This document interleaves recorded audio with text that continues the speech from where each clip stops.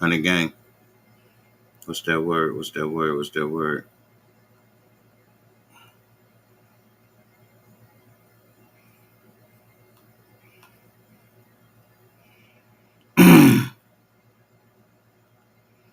I'm just fixing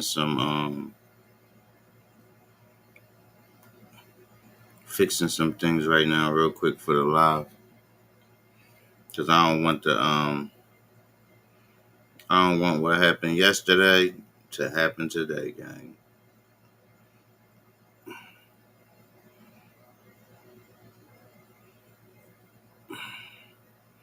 So I gotta fix a few things with the live, yo.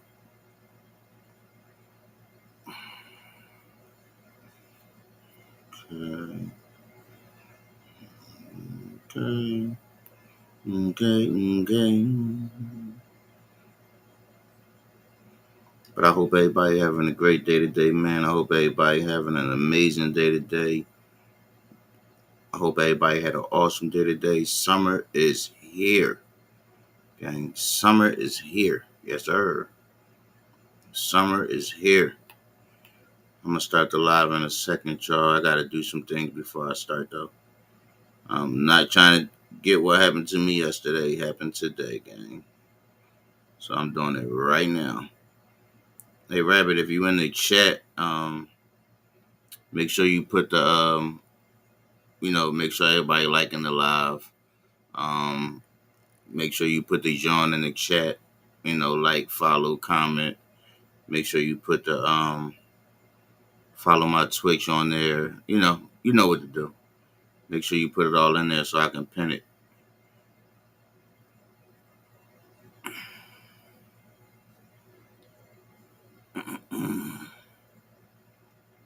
But anyway, yeah, man. I hope everybody had a great day today, man. Like I said, summertime is here. I know everybody about to be running around this motherfucker butt naked, damn near. But don't be snooty booty. We're about to start the situation in a second. Okay, we're about to start it in a minute. Uh,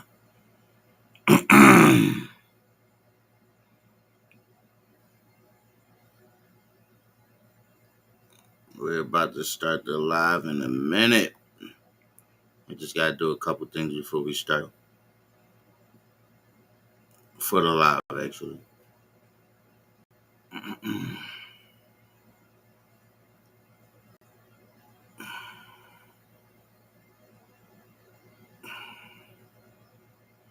Bam, that's that. Bam, bam. Okay, fix the title.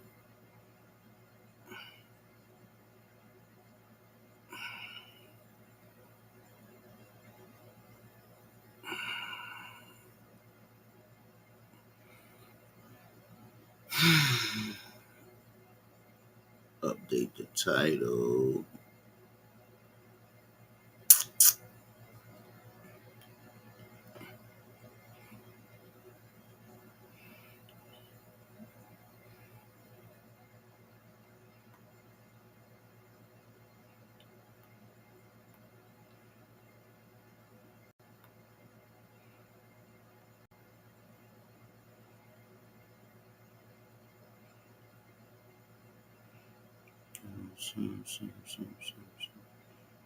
Okay, that's updated. That's updated. That's updated. Audience, is it made for children? No. Visibility, public. Description, I did that. I fixed the title, added the hashtags.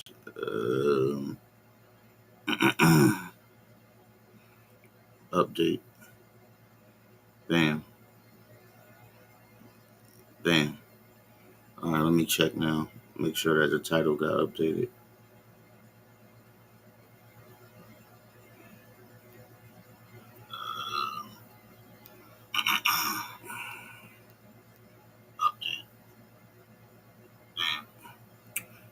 Rabbit, what you tired of, son? Why you give me that boring behind comment right there? Why you give me that boring behind John? Could have wrote it in all caps or something.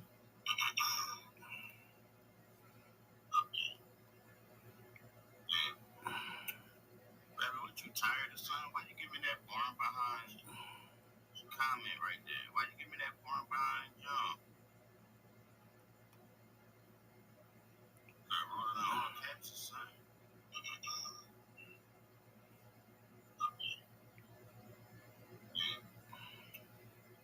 you tired, son? Why you give me that form behind comment right there? Why you give me that form behind John? I wrote it on all caps of son.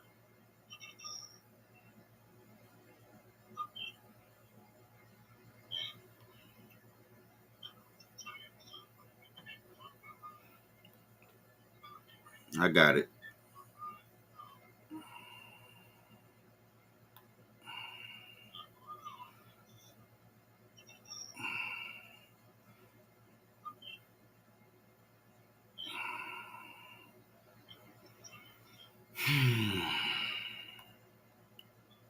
I got it.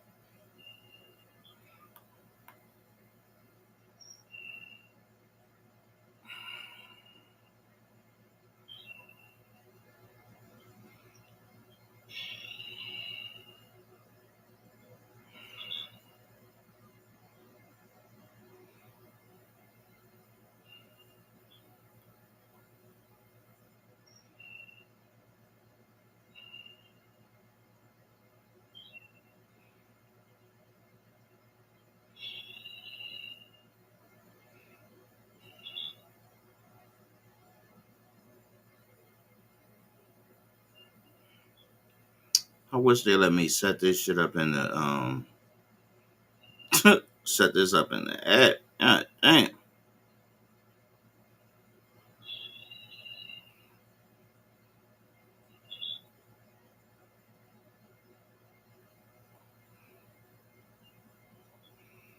I wish they let me set this shit up in the set this up in the app. God damn.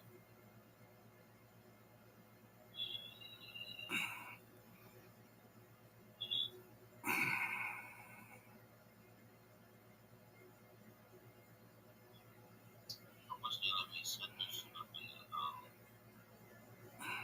set this up in the app. God damn. Alright, I pinned both of them. Yeah, but don't be getting all lazy on me, yo.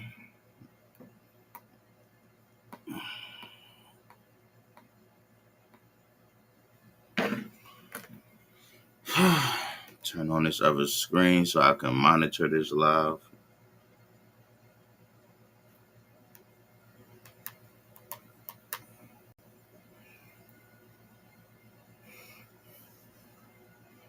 Get my young boy up.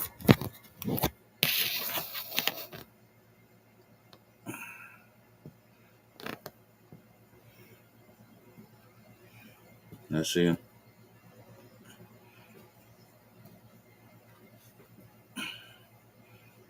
Nigga sleep like he got 3 jobs.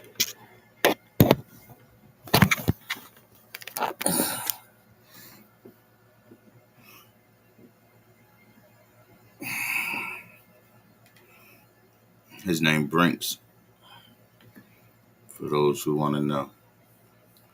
All right,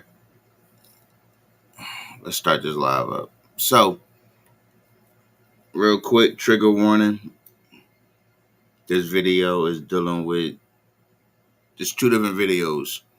And these 2 videos is 2 dads that unalived their daughters and hid the bodies for 2 years. And one of the videos, the dad actually gave his daughter sexually transmitted diseases and then unalived her and then hid the body for 2 years. So I'm just giving you a trigger warning before these videos actually start. They are emotional. They are sad. It's a terrible situation when, you know, when your daughter is not safe with the man that's the first man that she feel like is supposed to protect her in her life and throughout her life. It's just a scary situation. It's sad when when you know when your daughter is not safe with the man that's the first. It's a sad situation all the way around the board. I hope they cook these mugs rotisserie style, and I hope they got everything they was asking for when they got to prison. I hope somebody did them dirty, super bad.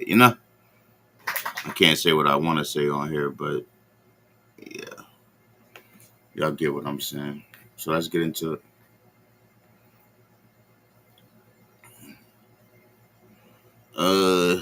So this is the first one. Well, we're gonna do this one first. Dad gives daughter STDs hides body for 2 years.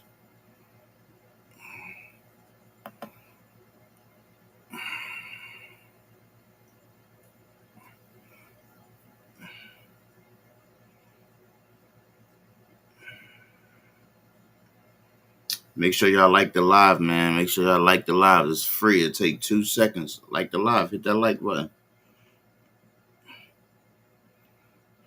If I can like my own live, y'all can do it too. So hit that like button.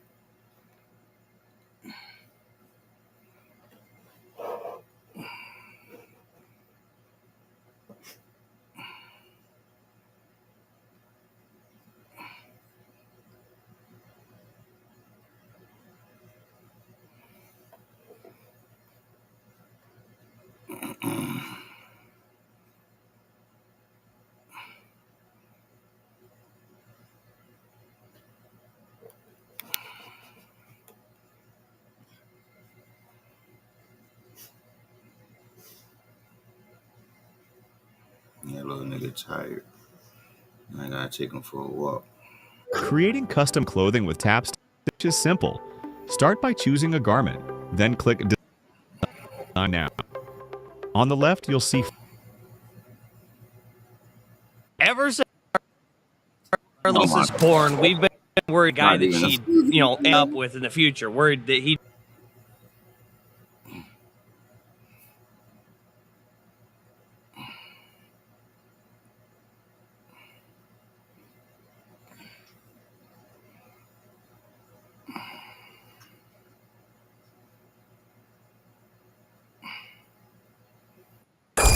Hey, Mr. White. Hey, I'm so sorry. Police are at the house of his father after failing to find his girl daughter missing 8 months ago. Do you know of anywhere she might go? You said you don't know about her friends. First time when we got she gonna abandon the apartment. While the child had Look at this motherfucking fool. Look at him. Like you don't see no sense of concern in his eyes. You don't even see no concern in the way he's speaking. Like you don't even see like no type of nothing. Like he just chilling. she's been found until now. For months, investors would slowly uncover more and more disturbing secrets about this case. You can see her dad like standing on the line, and he was smiling. He was smiling. They was searching for Lloyd, right? He's sitting on the side, smiling and looking around. You're not gonna look for your child? I thought I heard Ms. Summers told me that one of the rumors or that people were concerned Lori Page was with a 20-something-year-old man. It would eventually lead their worst nightmare as they really try to piece together who would do this to a child and why. Just giggling in handcuffs while you're charged with murder. Doing everybody a monster. He don't give a fuck. He do not care. On June 3rd, 2023, in Florida, Tallahassee police got a call from Andrew Wiley's 12-year-old daughter on missing. Hey, Wiley. Hey, I'm so sorry. Okay. So I left for work today. So, like, I work at night. So you were okay. So who was she hanging out with whenever she ran off? I got off work.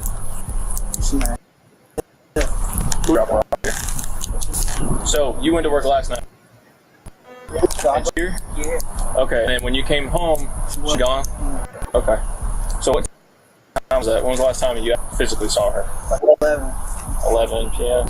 Okay. Look at him, y'all. And Look at him. Look at him. He ain't got no concern in the world. Look at, he don't even look like he give a fuck, bro. Look at him.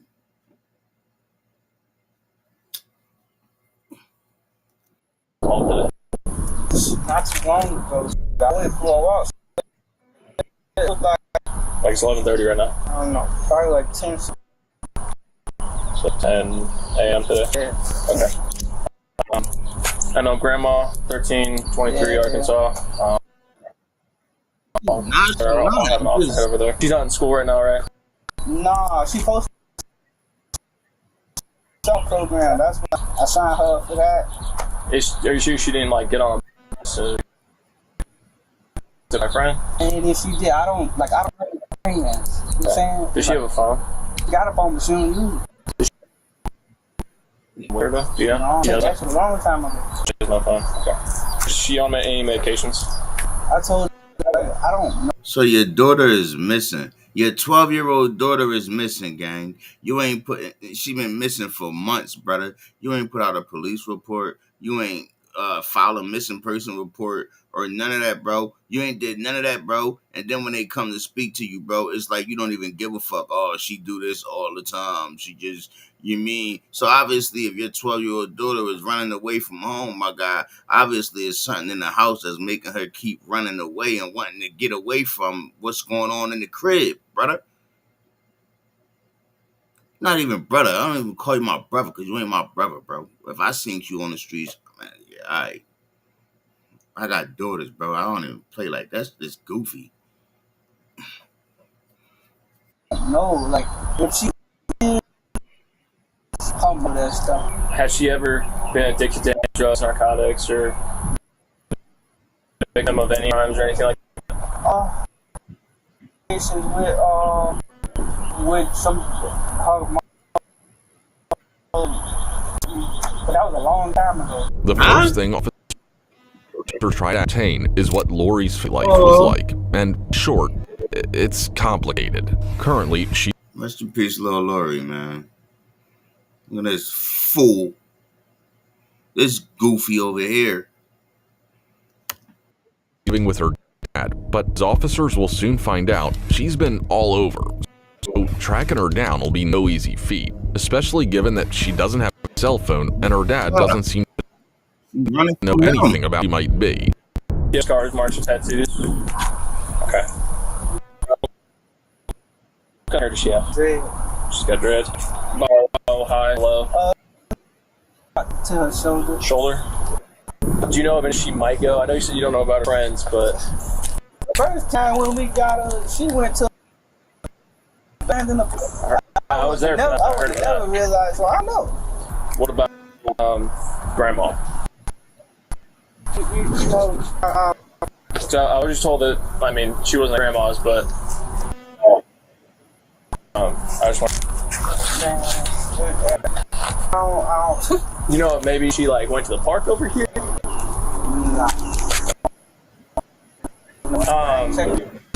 Clearly, Andrew wasn't going to be much help for now. He also didn't seem particularly concerned about Lori's disappearance. Out flyers, searched the place she was known to hang out at, kept a close eye on her social media.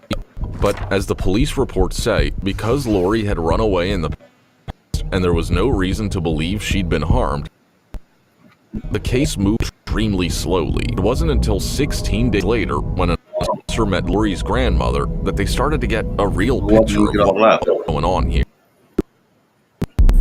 I'm Detective Drake on Lori's case. So I am just trying to double check a lot of locations. You know, she has been for a couple. So locations was your house because I know stayed here before. So is she here? Has she been here? No. I mean, she's been here, but this before. Right. Mom, I was playing with stuff. This is Mom. Officers, last 3 officers sitting right her back. I believe that if she shows up here, I believe in accountability. So the last 3 officers, if she shows up here, I'm gonna bring her guys, her to, Right. and then you guys back to her dad. So she went like 3 or 4 times while she was up there. Right. Was that in Nashville? Yeah. Okay. So Nashville doesn't contribute that we use, so I need directly to get that information. Do you know like about how long was the longest she was gone while she was in Nashville? It was a gee whiz. Nosy. I'm trying to tell him. This was that she wasn't really communicating with me, and Lori's mom. And then I guess she had her in, and she ended up calling me saying, "Hey, can you get her for the summer?" And this is during the time of COVID. Hey, can I work remotely? Because like a potential job, somebody had to be there. Right. And they let me work from home while she was. And at that time, it was 3 weeks, but it was before she came where I started asking Miranda some questions. And I'm just going to tell you, I don't know how forthcoming she was, but as far as I knew, she'd only been gone like a day. Okay. Right?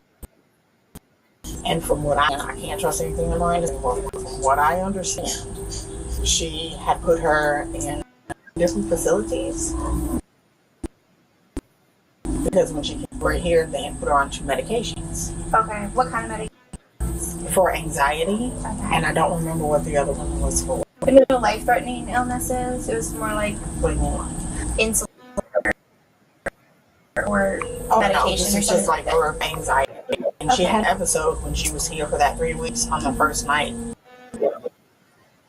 of the night, and I could see some kind of, I don't know, cut off or clicked on or something, I don't know. And she ran first like a little bull and charged into me. Okay. And it knocked me down, and she ran out like 2:30, 3 o'clock morning.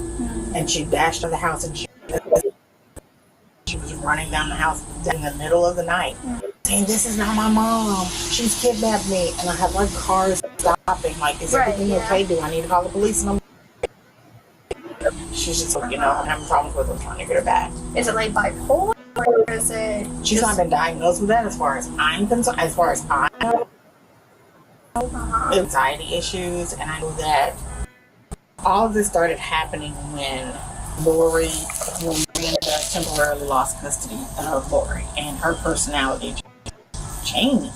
I mean, she was a different kid. It does answer a lot of questions about what might have happened to Lori. It also complicates things massively.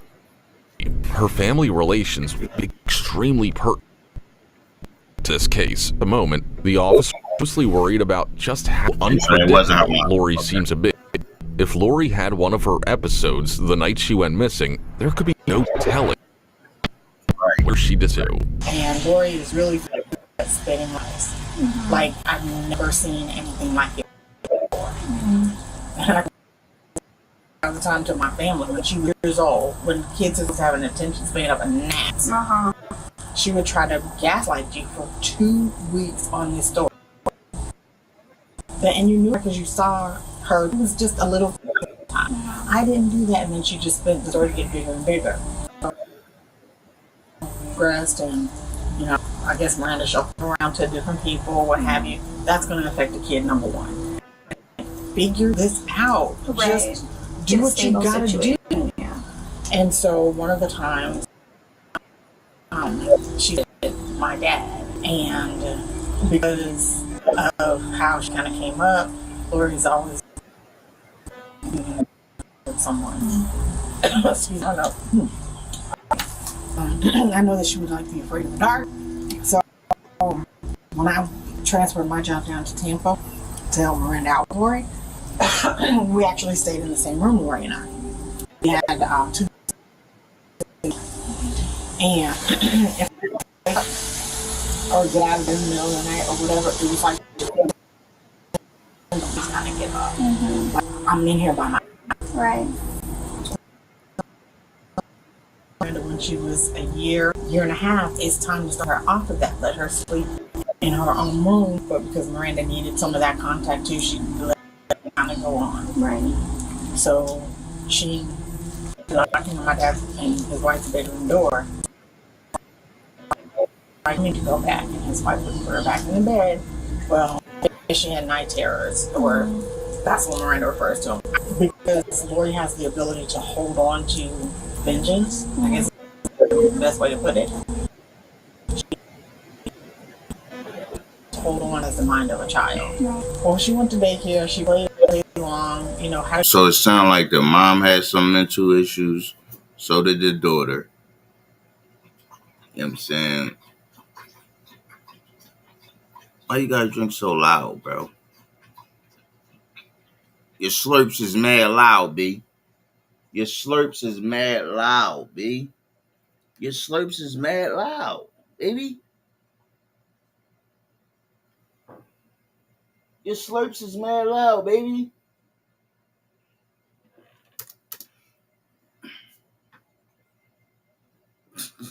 Don't give a fuck. Had a good time, and then at the end of the day, when it was time for her to be picked up, she remembered, oh gosh, I'm gonna have to be in the room by myself. On this lying on my dad, which caused him to be arrested.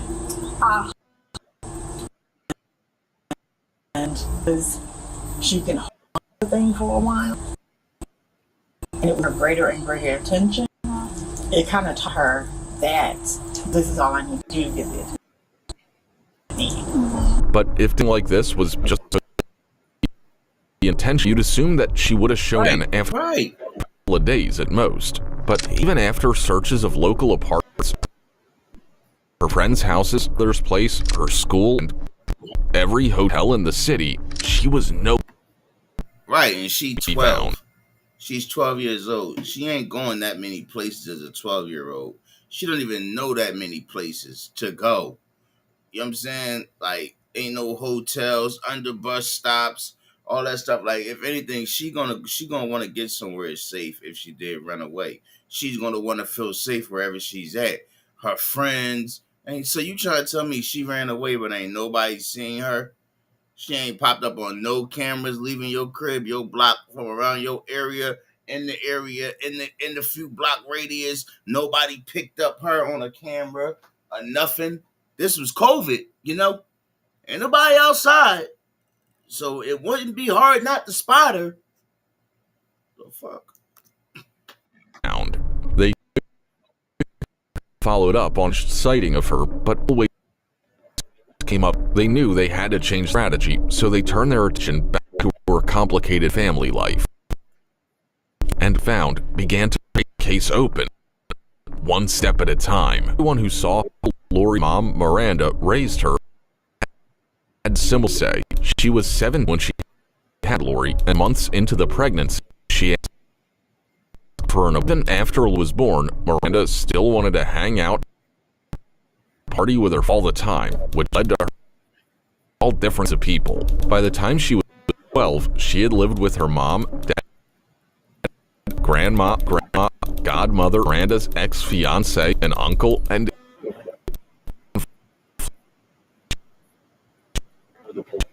children and families to talk with a social worker to see if she might be able to help them find any semblance.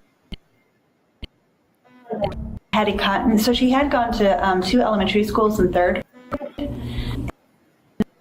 In 4th grade, Charlottesville Elementary, and then 5th grade. So she was here about 3 years before she moved back. And then I will say, she was very resistant. She did not want to meet with me. She did not want to talk with me, or it was very difficult. Even build a relationship, just a rapport. She kind of avoided me. She was very guarded, disengaged in sessions. She made it very, very well that she wanted to talk to me or participate, and she did have a kind of negative outlook on life. It was negative, always so negative. She gave, so I usually do the students I see initially, I'm like on a scale of 0 to 10, 10 or 0 being bad, 10 being good. What scale do you give school?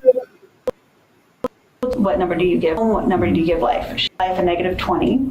Okay. I asked her, well, let's at least try to get up to a baseline, like 0. What would that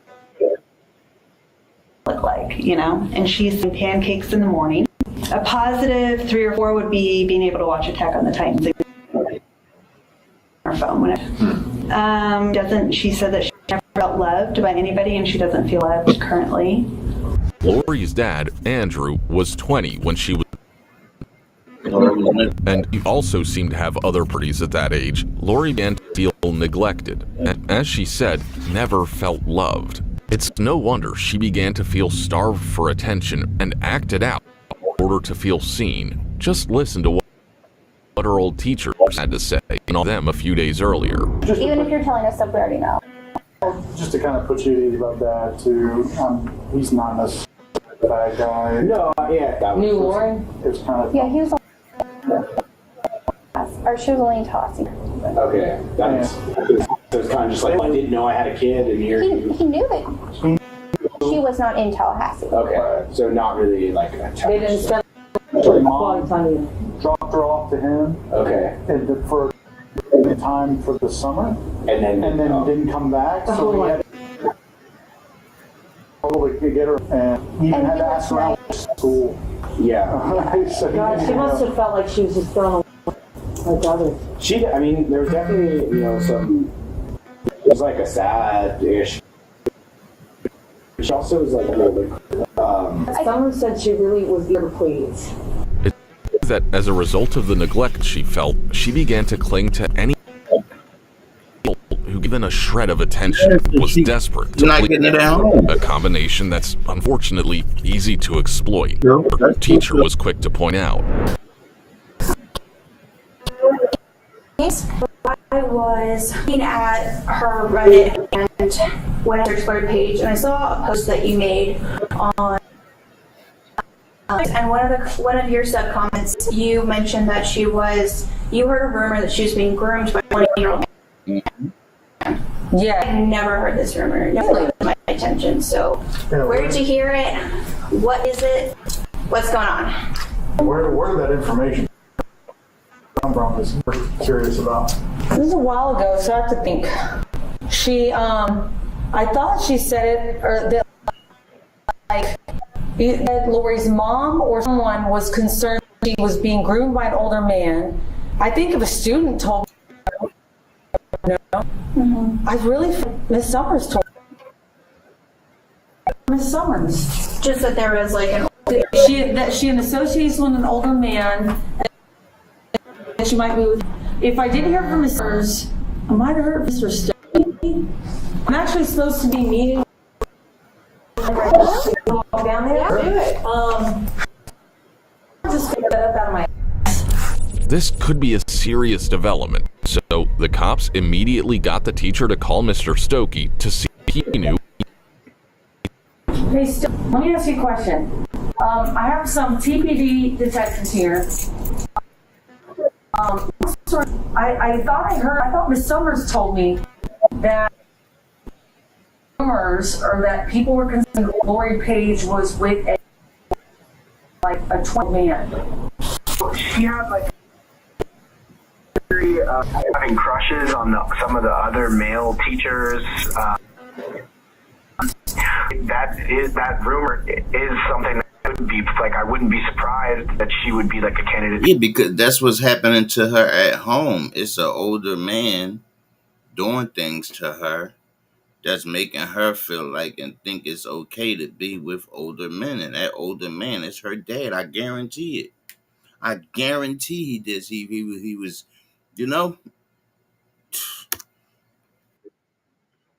somebody because she's, likely to look up like male figures in that way. You know what I mean?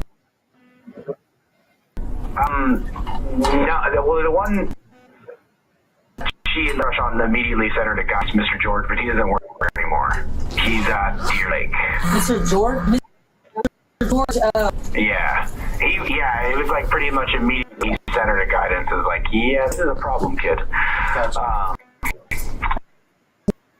Is there a document for that, or like behavior?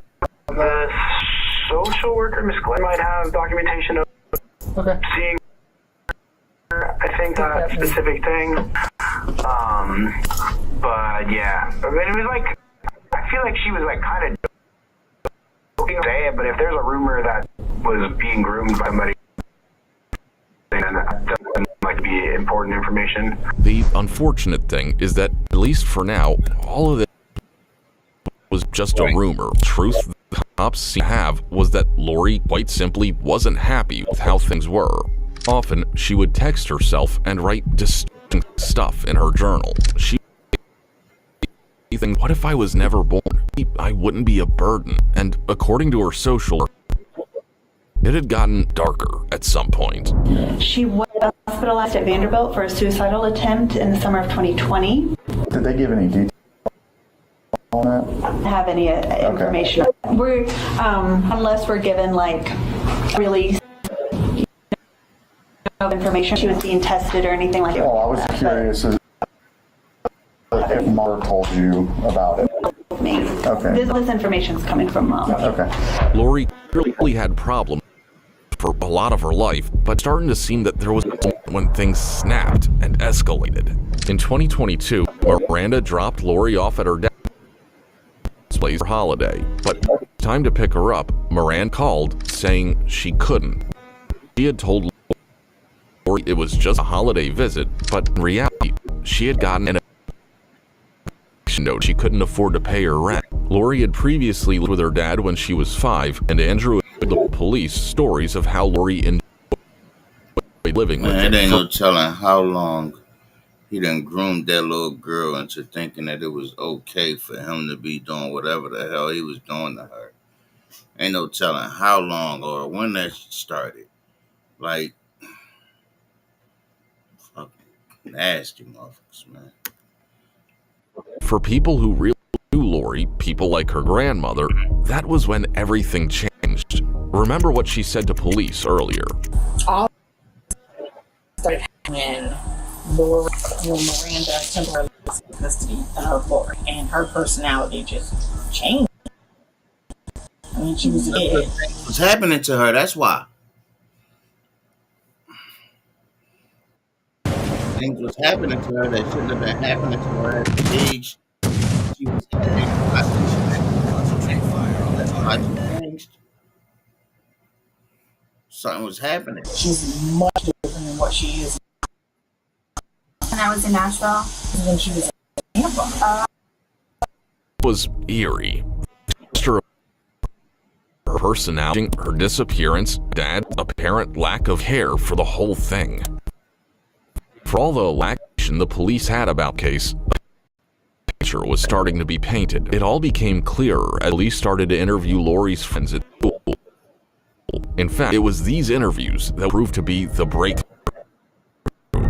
You know Lori. She doesn't have a class too. Okay. Did y'all hang out any outside of school? Not really. No, just at school. Did you hang out with her at school? I'm kind of sad sometimes when she was like, wasn't sad. Okay. And when she was, I would ask her was she okay. She ever get sad? What? She was sad because she was scared to go home. She had got her parents, and I was just telling her to just go home because she was telling me she was gonna run away, but I really thought like it didn't happen because I'd be saying the same thing. Okay. So you said she was scared to go. She got her call, like she got in trouble at school. Okay. Did she ever tell you anything about other than like her being scared to go home? Did she ever tell you anything going on with her at home? And she say how? No. Did you ever see her with like bruises or cuts or scrapes or anything? Or those normally? Sometimes she'll have it on her elbows. Okay. Did it look? It was, did she tell you how she got those? No. I never asked. Whenever those, would it seem like sad at those times? Okay. When she ran away the time she went to your apartment complex, did she tell you why she Yeah, when we were walking, I was just like, what are you doing? She said that so I don't know. She was arguing with her dad. I don't know if she said she didn't. I got 0. He didn't hear her and she ran. I don't really know. All that she dropped her back, they were probably arguing at the door and then she ran away. After that, when after dad seen her at the bus stop. Did it look like she was hit at all? Yeah, when she first came to the school, she had a lot. But then after a while, Carmaya, she's friendly, so she opened up to all of us. So, did she mention anything else? What happened when she came to your house? She would mostly say, because I would always ask her, why would you do that? You know, you're going to get in trouble sometimes. You're going to get whooped. I got whooped myself, but, it was for doing dumb stuff, like stealing something like that. Right. But then she said, it was overdoing it. It would leave bruises on her for a while. Well, she would hit her a lot. She would get bruised and stuff. And that's why she ran away. Let's talk about Lori. Okay. Basically, last year, I know she had somebody else. And then after that, her dad came to the bus stop and whooped her in front of everybody. She was embarrassed. And she was basically saying that she was getting abused and stuff. She said she couldn't take it no more. She was going to run away from home. How many times has she run away? I think 2 or 3. 2 or 3. Which time the dad went to the bus stop? Second time. The second time? What bus stop was it?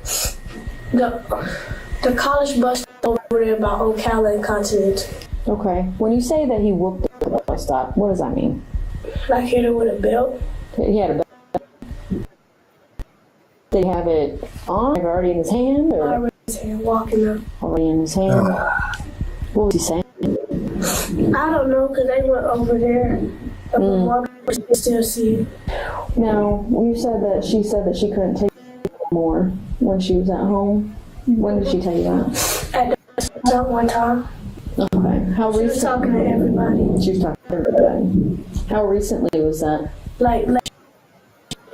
She wouldn't say something about it. Okay. Was it before she went missing? Mm-hmm. For the last time? Like this time that she's missing? Mm-hmm. Okay. Do you remember what month it was? Do you know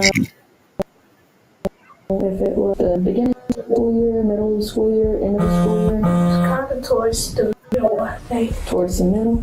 Okay. What did she say? She said all this abuse and stuff, she can't take it no more. And that was it. Okay. Did she say how she was? Did she say who was abusing her? For Lori, it was getting too much to take. She had done the only thing she knew to do, run away. The thing is, by the time the cops had conducted interviews with everyone they could and searched everywhere that had eaten. Right, so it's like any other time she ran away, she came back. But she ain't come back this time? She ain't come back this time? It been 8 months. Like, what? In 8 months. It was obvious that Lori hadn't gone missing. There was a gurge. And Lori's closest friend had just made it a lot more likely. She's very quiet, but she always used to talk to me and my family. But she used to tell us stuff about her dad and her family, but she never kept telling her go tell somebody, but you're not telling anyone. Running away is not gonna solve it. So you're not telling nobody. So we was very close. And then when I thought she went to her friend's house because that's where she went last time. But she didn't go there because they couldn't find her there. So she just left like this bitch. What was the story about her and her family? But she said her dad don't feed her. And her to touch her and stuff. Her you need to go tell somebody. You can't just sit there and let it happen. You just keep bottling up, and one day you're not. You're gonna that you don't want to do it. So I told her you need to go tell somebody, or else it's just gonna me. And when I found out I was like, I need to go check her friend's house. Maybe like she'll be over there. And then she wasn't there. And her friend said they didn't see her. So I panicky. Like I literally left my house to go look for her. You know how long I walked? How I had to get to her friend's house? That's a long way. I walked from my house to her friend's house just to look for her, and she wasn't even there. Like, I was panicking so bad. Cause like I was like, what if she got kidnapped or something? But like, for like almost a year. It's a new year. She been gone since 2023. That's a new year. I was trying to, bro, like I kept trying to get her to tell something. She's like, no, I don't want to tell anybody. But yeah. Did she ever tell you why she wouldn't tell? Like what she thought would happen if she did tell somebody about all that? Her dad was gonna kill her. Back to the very beginning of this case, when Andrew reported Lori missing, he barely seemed concerned, he barely provided any information, and since then, he hadn't once followed up with the investigation. At that time, the belief might have just been his way of with the situation. Hey, did you know you might get a big cash payout if you were in a car accident up to 1 year ago, even if you weren't driving? Just click the link around this video to get situation. But now, it seemed suspicious. And one thing, if you go look on the news and you see a video that you see her dad like standing on the side, and he wasn't doing anything. He was smiling, like he was looking like, and he was looking around while they was searching for her. He's sitting on the side, smiling and looking around. Baby, you're not gonna look for right, child. Something's wrong with you. Like, I ain't gonna say that because you might put me in handcuffs, but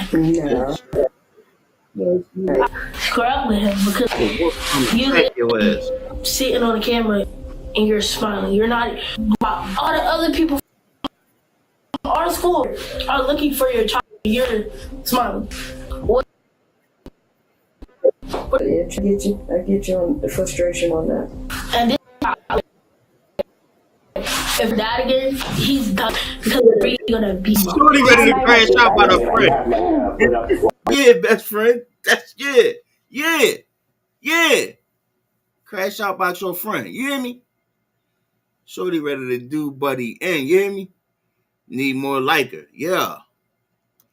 Her thing over in her neighborhood or whatever. I talked to her dad. Like, I mean, obviously probably talked to him, but like, he just like didn't seem to care when I was talking to him about it. It was like, your kid's been missing days about to figure out what had happened, and he was just like, really, just like, looking in the eye. Her dad.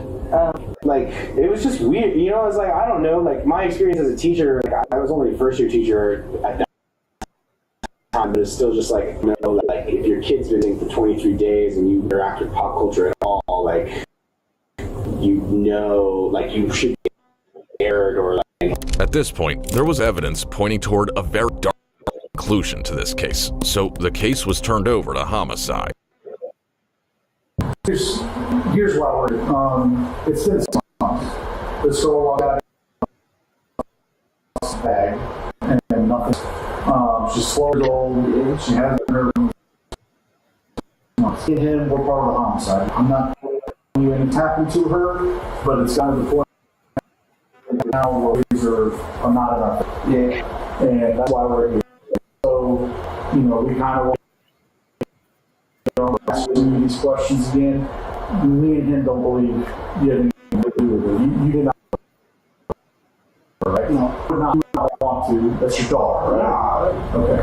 But even at this, the detectives still had no idea just how horrifying the truth really was. The first thing it was pay a visit to Miranda wasn't gonna be easy. You see, since the beginning of the case, Miranda and the police hadn't exactly seen eye to eye. Miranda thought she was being treated unfairly. Police thought she was messing case by constantly posting on Facebook, so this wasn't going to be a normal visit.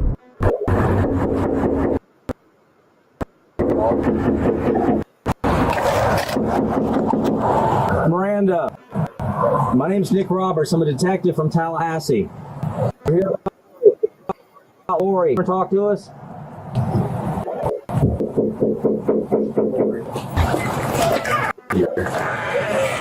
Are you Miranda? Jerry? Do you mind if we come in and talk to you? Let me put on some. Absolutely. Hey,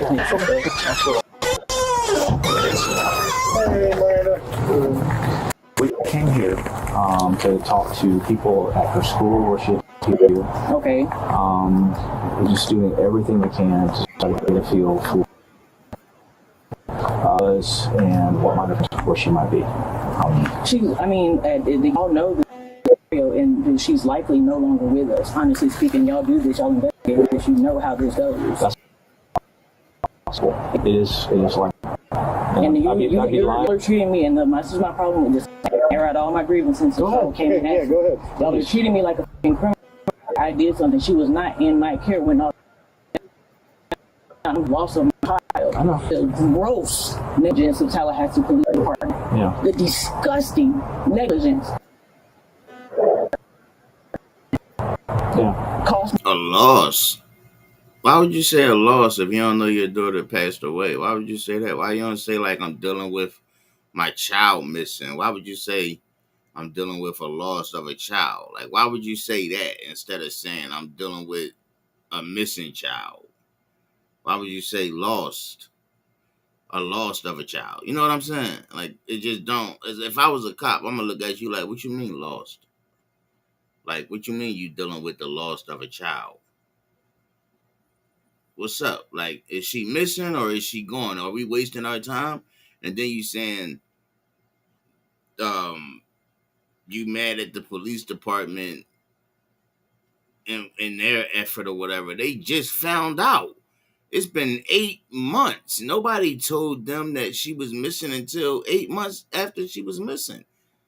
They're not psychics. They don't know what's going on in the world unless people let them know what's going on so they can investigate it. The life of my child, and now banging on my door 8-9 months later, asking me for my DNA. We'll take all of that. Okay. New detective case. It's too late. I hope that it's not, but it could be. Because if I'm this is not. If I'm moving a child, I'm gonna child in 8. I'm not gonna wait for. I don't think that you moved the child. I'm not saying anybody that did, because there's an adult. There has to be an adult involved. She can't stay for so long. We're like thinking like their pattern. If I have a child that the police are looking for, I'm not just gonna hold them. I'm gonna move. I'm gonna. Right. Well, if you're thinking on the lines of placing the blame on us, then I'm not playing y'all. I'm how y'all did. Well, if that's the case, then if it were me, say that how times they asked you for multiple times, I complied in every way they asked, and when all that comes to light, and you can be on the right side of this. You can invest. I'm on the right side of this thing. I don't have it. Like there's no. I don't. I'm not entitled. I don't. Imagine being able to build anything just by thinking about it. Meet Base 44, a complete AI creation platform.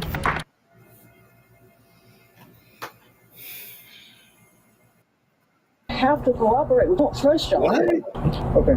Indeed, this was going to prove more complicated than the officers had hoped. Regardless, they pressed on. This is really, man. I don't trust the police. I'm not said I don't trust. I might not like some police. You feel what I'm saying? I might not trust some police, But at the end of the day, when it comes to my child, all that shit go out the window. I'm gonna cooperate with anything they need me to cooperate with to find my child. I'm not gonna be giving them a hard time. I'm not gonna be making them think that my kid is dead. I'm not gonna be doing all that. You talking about moving the body and all this extra shit? Like, what are you talking about right now, ma'am?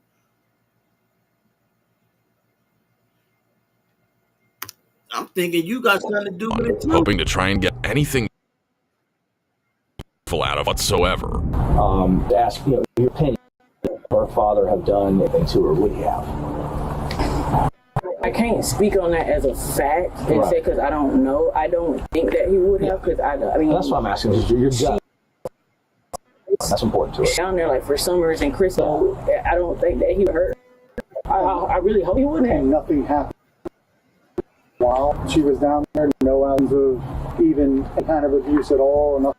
I ain't gonna lie. It's given she don't give two fucks about that little girl. She don't give fucks about her daughter. She honestly glad that she gone. That's what it's given to me. I ain't gonna lie to you. That's how I'm feeling right now. That's the vibe she giving off. She giving off that vibe like she don't give two fucks about that little girl for real, and she glad that she gone on some real. I'm just keeping it a bean. If I'm tripping, tell me I'm tripping, gang. Like, you know what I'm saying, but that's how I feel, and that's the vibe she giving off. Not that I am aware. Let me know. I don't talk to him. Yeah. But I mean, I'm not.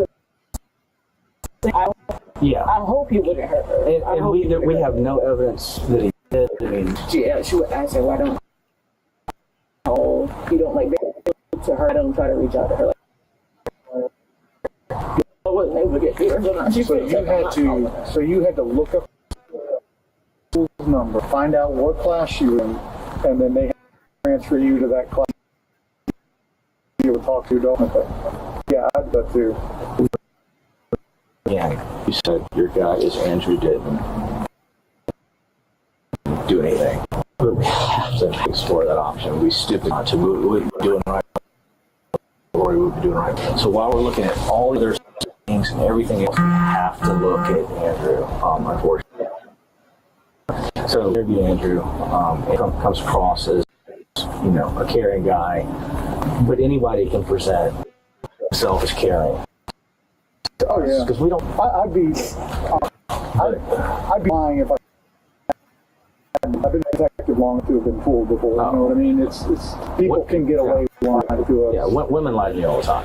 At work, I mean, probably my wife to me some too. I don't know, but point being is like the voicemails, video footage, text messages. The bitch that he uses when he's talking to you is the real Andrew. You know what I mean? He's saying mean things to you.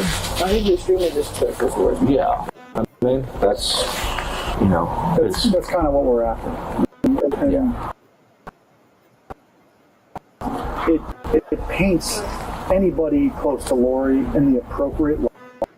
So if Andrew tells us that Maurice is you're a horrible mother or whatever, that's his perspective, and it's not the most accurate light. He's biased. He doesn't have the best relationship with you.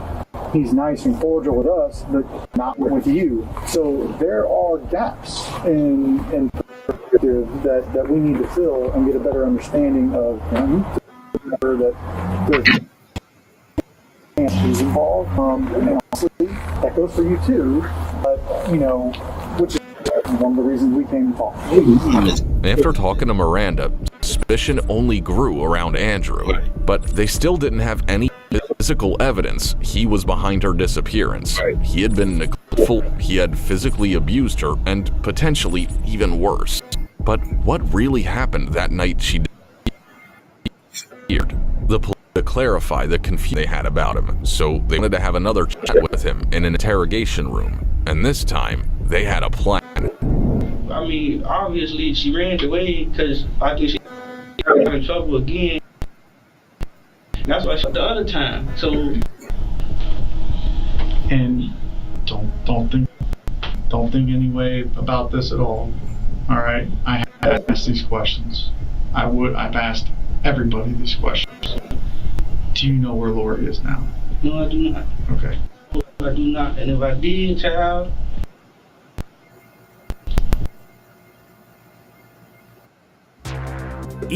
me is basically freedom. It's a giant open universe where you can do whatever you. I know. Lying. That's out of the way. So I want to ask you to. You're lying. Again, we look into everybody. We look into everything. All right. This job will make you cynical, and we have to go over every single thing for two reasons. One, we've got to make sure, because what's going to happen. Why didn't you ask that question? You never asked the question. It looks like you may not have been at work certain days during that time. That's why I kind of asked you. Okay. Was there anything that would have kept you home? You were sick. You were supposed to be shift and didn't. No. You don't remember any of that? Okay. This is the main question that this entire interview will revolve around.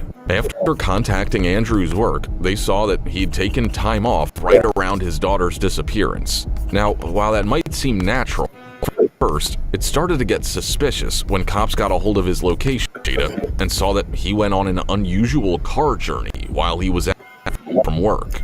Clearly, that GPS a motherfucker. Yeah. That GPS will do it every time. That GPS be. Yes, sir. People don't understand. You got GPS in everything nowadays. And your phone and these new cars is GPS all through them joints with the navigational system, all that. They gonna find out where you been, boy, where you been.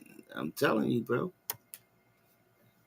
This raised questions that detectives wouldn't stop asking until he told. Several days during that time frame, you didn't go to work. Time frame last Miranda that week before to Laura being missing. Yeah. Coming home and not. Do you remember calling it those days? No.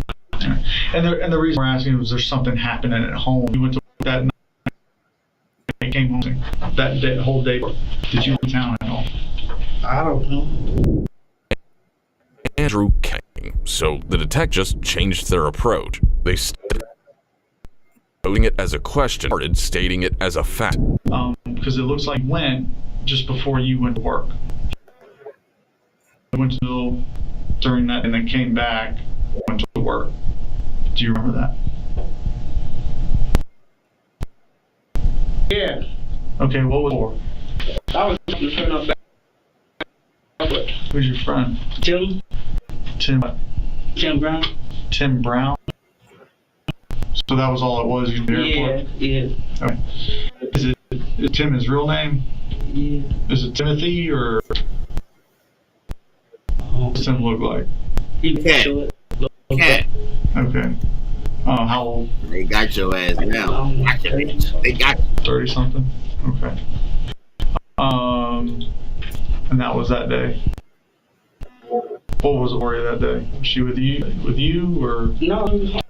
Okay. She was at home? Yeah. Okay. She didn't ride with you to the airport? No. Okay. Like I said, it's just, and you're going with this, right? You know, the trip out of town, where he goes missing, then you're going to the care facility. You know, like I said, I'm not suspicious of anything. All right, just these are questions that are going to come up, and we need answers to them. That's all. So we plan it and kind of go in the right direction for this elsewhere. Right? Do you call anybody or ask anybody or go looking for any place before you call us? Did I do that? Yeah. I'm not. You remember about what time you got home? No. Okay. Do you know later than usual? Or earlier than usual? It depends on, because sometimes if I do overtime, I get off a little late. Okay. They knew Andrew was hiding something. Not one part of his story made. All he's been able to do is doesn't know anything.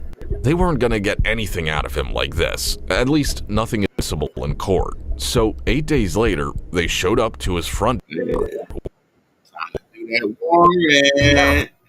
Time to do that warrant. I need to search your house. I need to search her room. I need to search your car. I need to search the trunk of your car. I'm about to spray this stuff in there. And if I see blood or anything like that, you're cooked, brother. Search warrant for you that will get the homicide. Here's a copy of the search. You can go get a copy of it. This is Georgia. From Florida. But this is Georgia. You keep that and get a copy of all the documents for that. And what this fuck?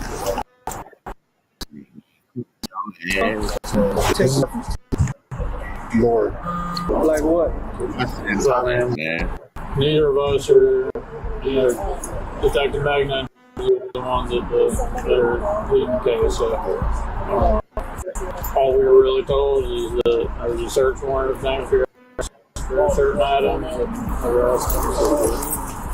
During the search, they learned that Andrew had changed his computer and dismantled one. They that he had dismantled many of his other devices, which the police interpreted as an attempt to derail their investigation. They saw his journal where he complained about his inability to control his angry and violent feelings. But their most important discovery came from chemical tests carried out on Andrew's vehicle. Multiple spots on the passenger side tested positive for blood. All the while, another set of detectives were investigating more about Andrew's past and discovered something shocking. They learned he had another child about the same age as Lori, and that child was the only thing that stopped him from strangling his ex-wife to death when they hit him with a frying pan. In March 2024,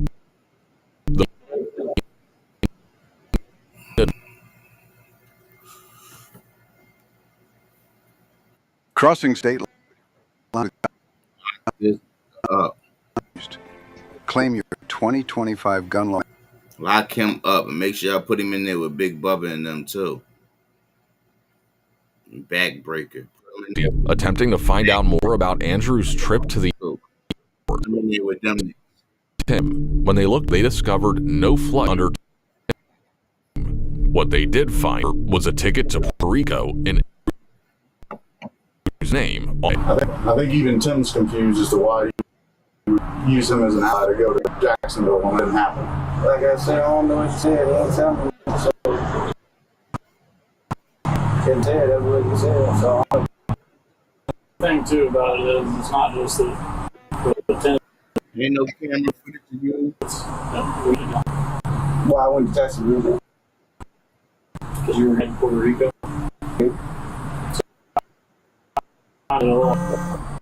To Puerto Rico, and all of a sudden you turn around and come home. You didn't have plans for anybody to be keeping Lord. I'll tell you, well, how about something we would understand? How about something that explains why she ain't around? She ran away. Like, she ran away. Hey, come on. I don't know what to. Why'd you go to Puerto Rico? Listen, ain't no 12-year-old little girl running away for this long and not coming back home for 8 months. That no 12-year-old girl's doing that.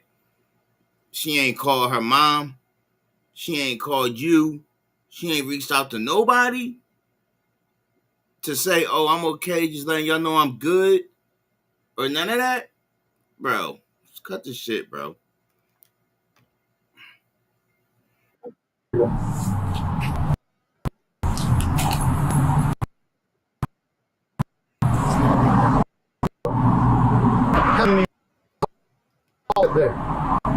You were gonna leave work, leave Lori, leave everything.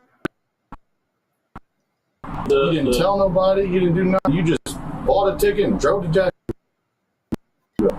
Nobody said Dave Lori. This is well for your report. Right. Listen. This ends up over. It's like, damn, okay, you about to take a trip to Puerto Rico. You got your 12-year-old daughter. You ain't called her mom. to say, hey, I gotta send the baby back. I gotta send her back to you because I'm about to go to Puerto Rico. You ain't do none of that, bro. You ain't call out from work or nothing, bro. You just booked the ticket to Puerto Rico with a 12-year-old daughter that's staying with you. Ain't say nothing to nobody, babysitter, watch out for her. I'm going out of town for a couple days. None of that, bro. You just about to dip off. And all of a sudden, your 12-year-old daughter go missing for 8 months, bro. You ain't heard from her. She ain't called her mom. She ain't emailing none of her girlfriends, hitting none of them up on social media or nothing, bro. Come on, gang. Where your child at, brother? You did something to her, bro. You's a goofy. Why things went. That's fine. And one, I would hope they would understand. Because this is looking right now. Still refused to provide any more information, but at this point, it was all for him. A further search of Andrews revealed searches as where do police look? Look at this shit. Vitamins and bad name Tallahassee. Then they carried out further analysis of his location data for more places to around the time Lori went missing. He had visited It don't many. matter. Y'all motherfuckers be committing crimes and then searching it up online on how to get away with it. How stupid is y'all, bro? If you gotta search online how to get away with a certain crime, like the online about to give you an answer how to do it, what the fuck? And then y'all delete it, thinking that okay, it deleted it off the computer, but it don't delete it off the server, bro. So when they go and get your computer and plug that joint up to the damn thing, and they start going into the cloud of your computer, it's right there, bro. It don't disappear, bro. The fuck? Many days leading up to her disappearance. One place was particularly interesting. Beryl Plantation, located just north of the Georgia border. It was a vacant plantation with large amounts of wood and in there around 7 a.m. on June 1st, 2023. The police conducted 3 cadaver searches here over the next few months. In January, they did find a pile of human bones, but DNA analysis conclusive. It would seem like Lori Page's disappearance remained a mystery until on April 5th, their final search yielded another pile of, and this time the came back positive. After nearly 2 years of searching, police had found Lori, and she had been murdered by her own mother. At last, on April 11th, 2025, police tracked down Andrew Wiley for the last time and arrested him on suspicion his daughter. You want to come over to my car? When did you move to Tennessee? September? Okay. Did you have anything on you? No, I didn't. Mind if I put you down?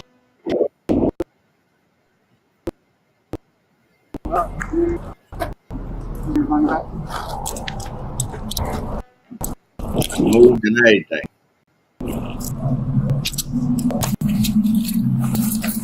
You know why we're here, right?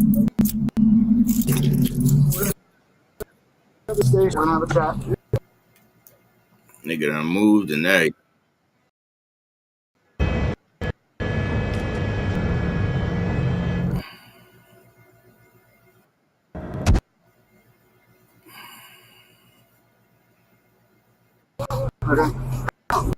Officers brought him straight to the interrogation room, where this time it didn't matter to answer their questions. In fact, his plan this time was to stay completely silent, but that wouldn't work because now the detectives did everything they needed to put him behind bars.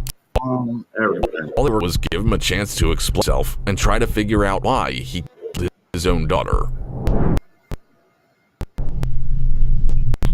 I mean, if I were in your position, I'd have a ton of questions of why I was here now. And I'm not going to. I know you're a smart man, so you understand the difference between murder, slaughter, and everything, right?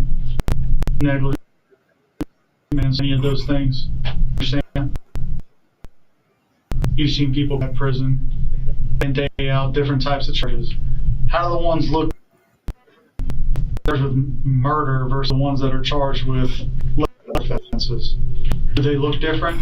Do they act different? Which one do you want to be? You know why you're here. Like I said, I'm not playing games with you.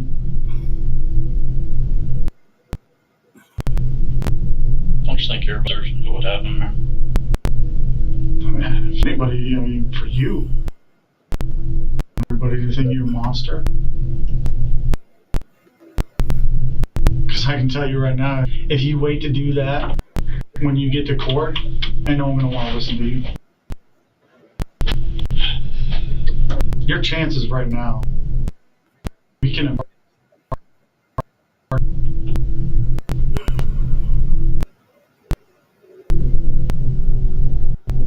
Your family, Randy's family, till at this point, your son, half the country.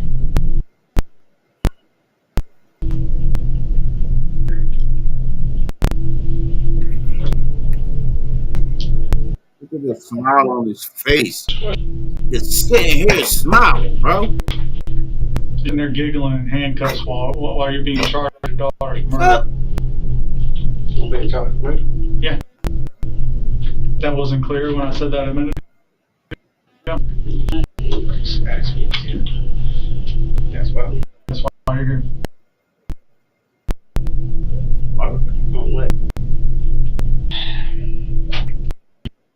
We're talking about your investigation. We're not going to sit here and go through every piece of it, but what we can tell you is that we have to charge you with murder. No, murdering people, especially not crazy. Your investigation. And I'm telling you right now, you don't show any signs of remorse right now. If you don't any signs that you give it now, you are going to be convicted. There's no doubt in my mind. That's your only play here. Is it going to be guilty, is charged, be something else? Because right now, with you and the way you're acting, it is charged, no doubt in my mind. I've done enough of it.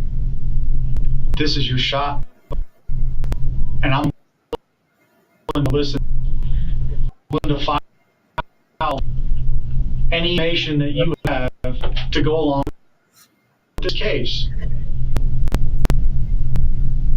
And you know what, deep down, I think you do feel bad. I think you got scared and did some stupid, so she would be found. Man, he been doing that to that little girl for the longest, gang.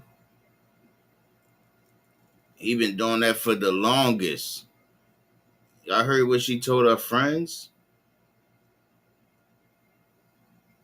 Since she was 5 years old, buddy been doing all types of stuff to her, gang.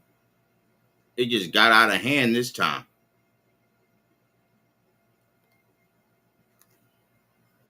So you ain't found my daughter.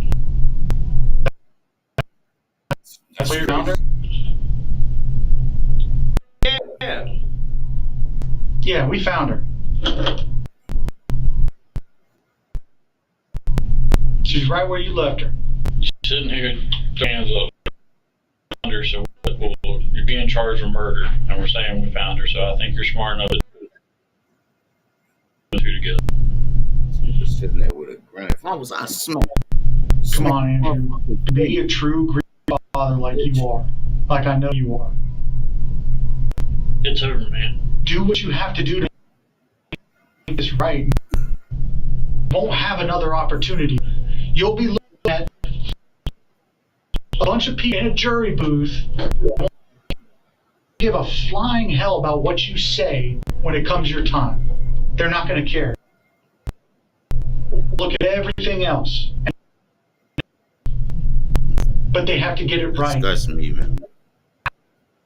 You need them to get it right. So we need to know what actually happened. Okay? Was it a accident?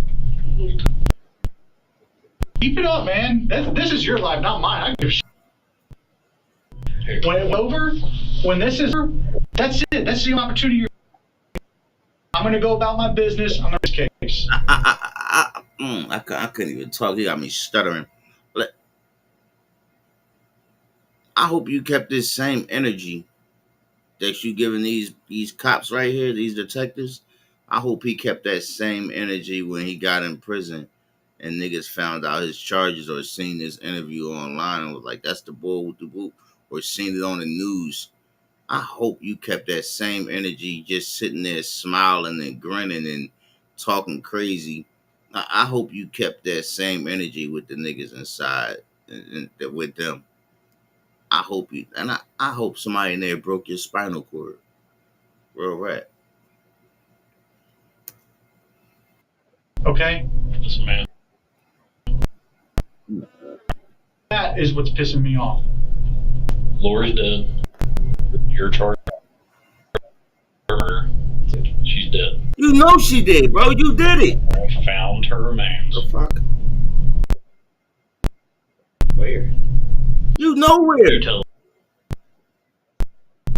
Because you wouldn't be here charged with murder for your daughter's death. If we have it that you did. Without speculation, we wouldn't be doing it all. Somebody thinks you did it. Evidence to support that you did it. I promise you, I couldn't have been his judge that sentenced him. I would have sentenced him to be chained up in a cell and let 1,000 booty bandits run up in there every day and do the thing to you the whole time you in there.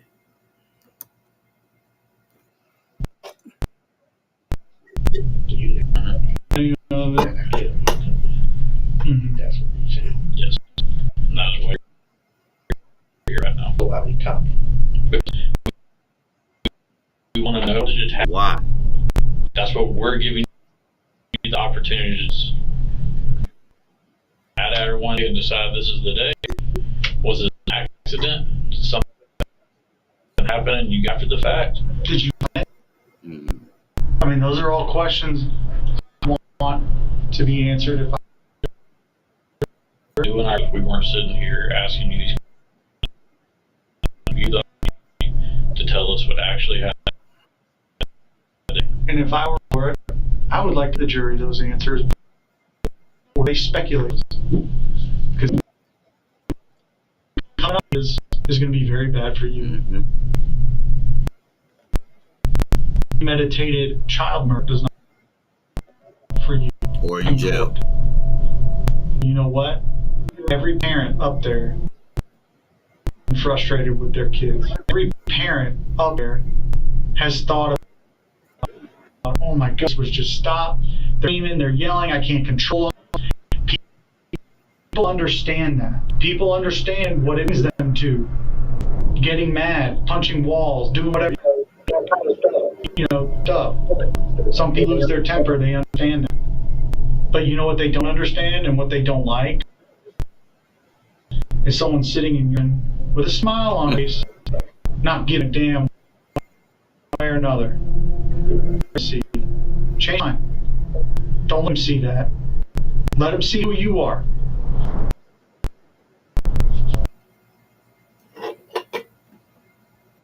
I just created simple product videos for all these different products, Nano and Airtable. No API keys to connect. All the models are built right into Airtable. You don't need to professional photo. I just took pictures of random stuff around my phone, added those straight to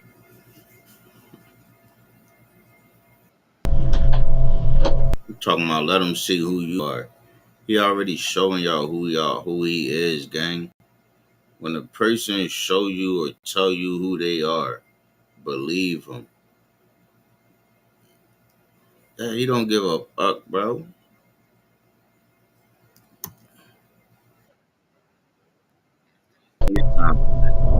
Said Sandrew, this is final chance to defend himself, but he was staying silent. The police tried one more time to open up, hoping they'd hear the truth. After all, Miranda just drops her on your doorstep. Now you got to deal with it. Where else? That's a tot. She's got all these problems at school, problems everywhere else, and now you got to deal with it. You didn't get a choice. She just didn't come pick her up, and now you got to enroll her in school. Never done that before. And all these problems at school, problems at home. You still got to work. What, a night shift? And then come home to deal with that? Oh man, that's not an easy life. Your perspective. I understand your point of view. Everyone else to understand that too. I just said to do that. I talked. Yeah. I need a lawyer, bro. Okay.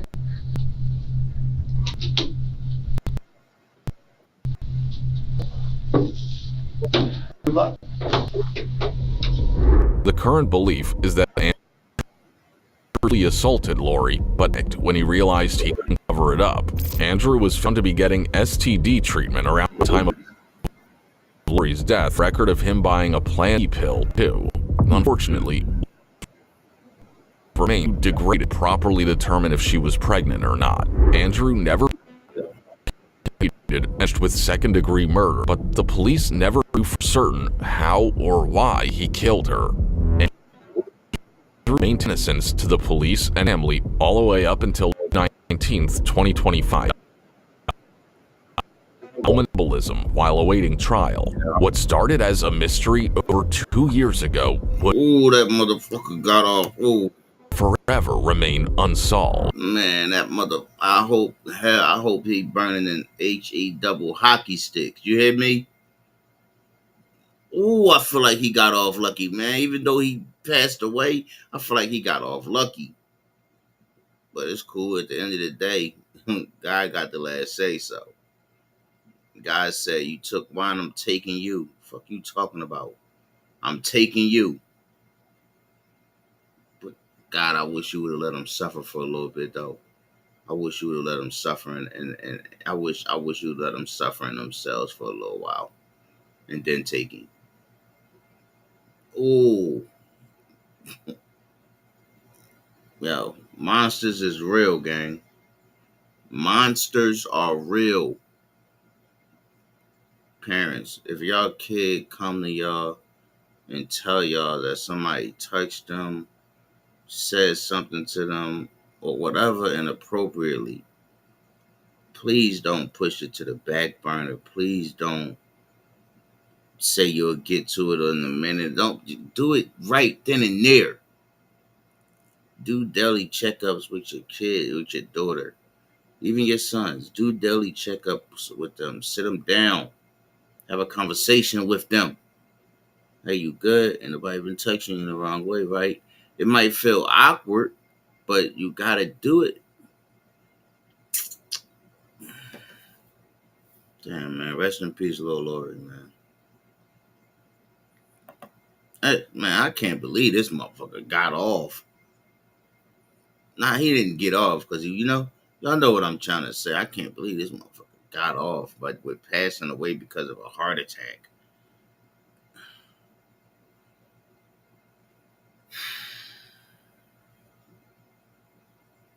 I'm pissed he got off with. I ain't gonna lie, I'm irked.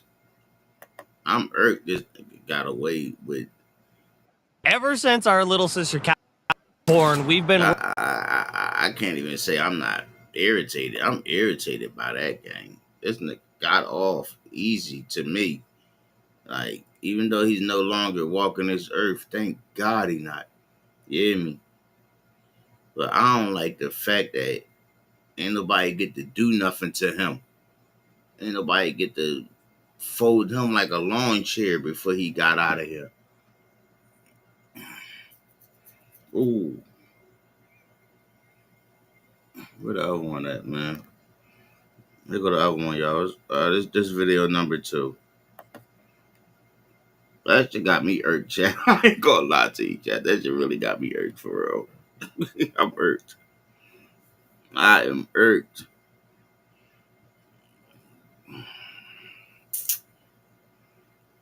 Because I got daughters. Like, Is she texting someone behind your back? A single Spokio search can help you find out who she's messaging.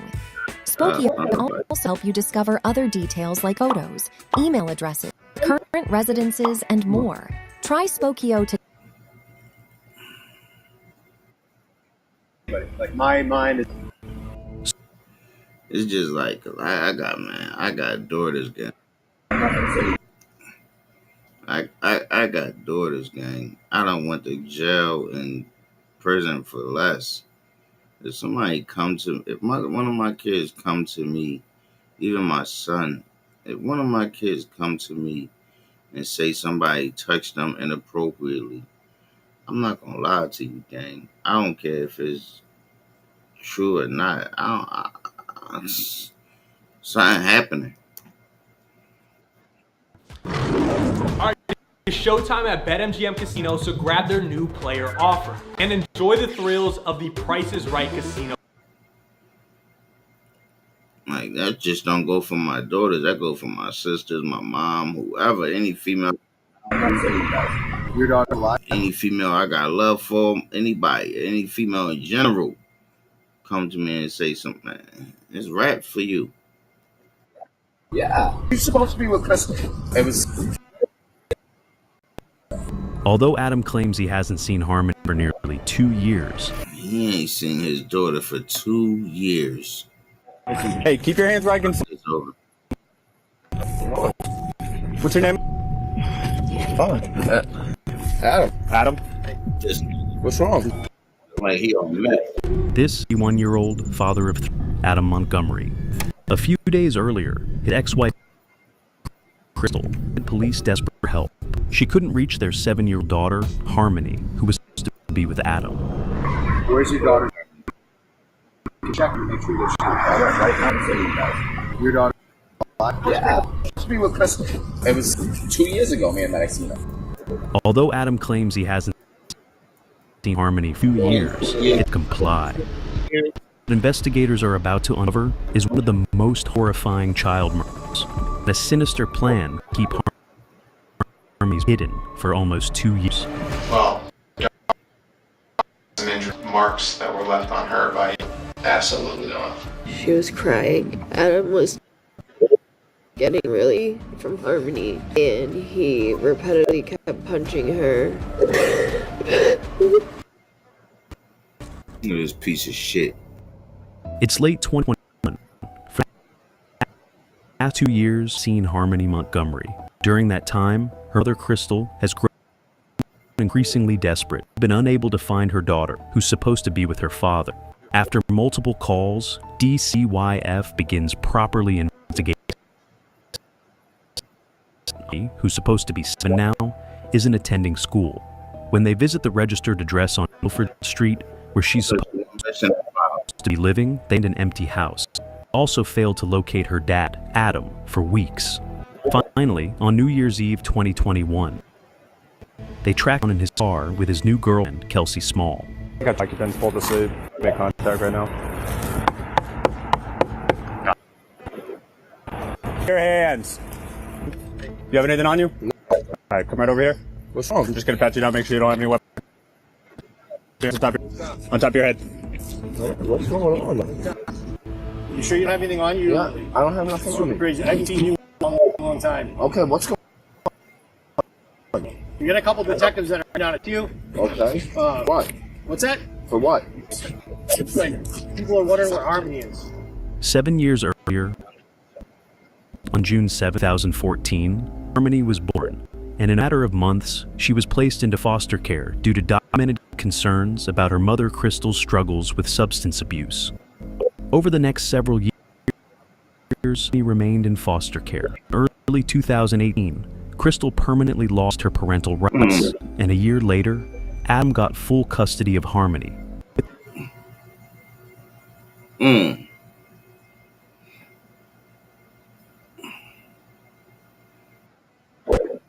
Get exclusive Mortal Kombat 2 wallpapers for your PC with Bing.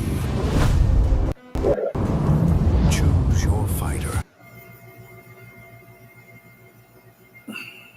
With this, Harmony relocated to Manchester, New Hampshire, where she started living with her mother, his wife Kayla, and her 2 younger half-brothers. However, this new life was far from perfect. Family members reported seeing Harmony die, prompting childcare involvement. The check revealed poor living conditions, including alleged drug use and a lack of electricity. Although multiple concerns during the welfare check, the caseworker closed the report a month later, marking it as unfounded. And now, 2 years later,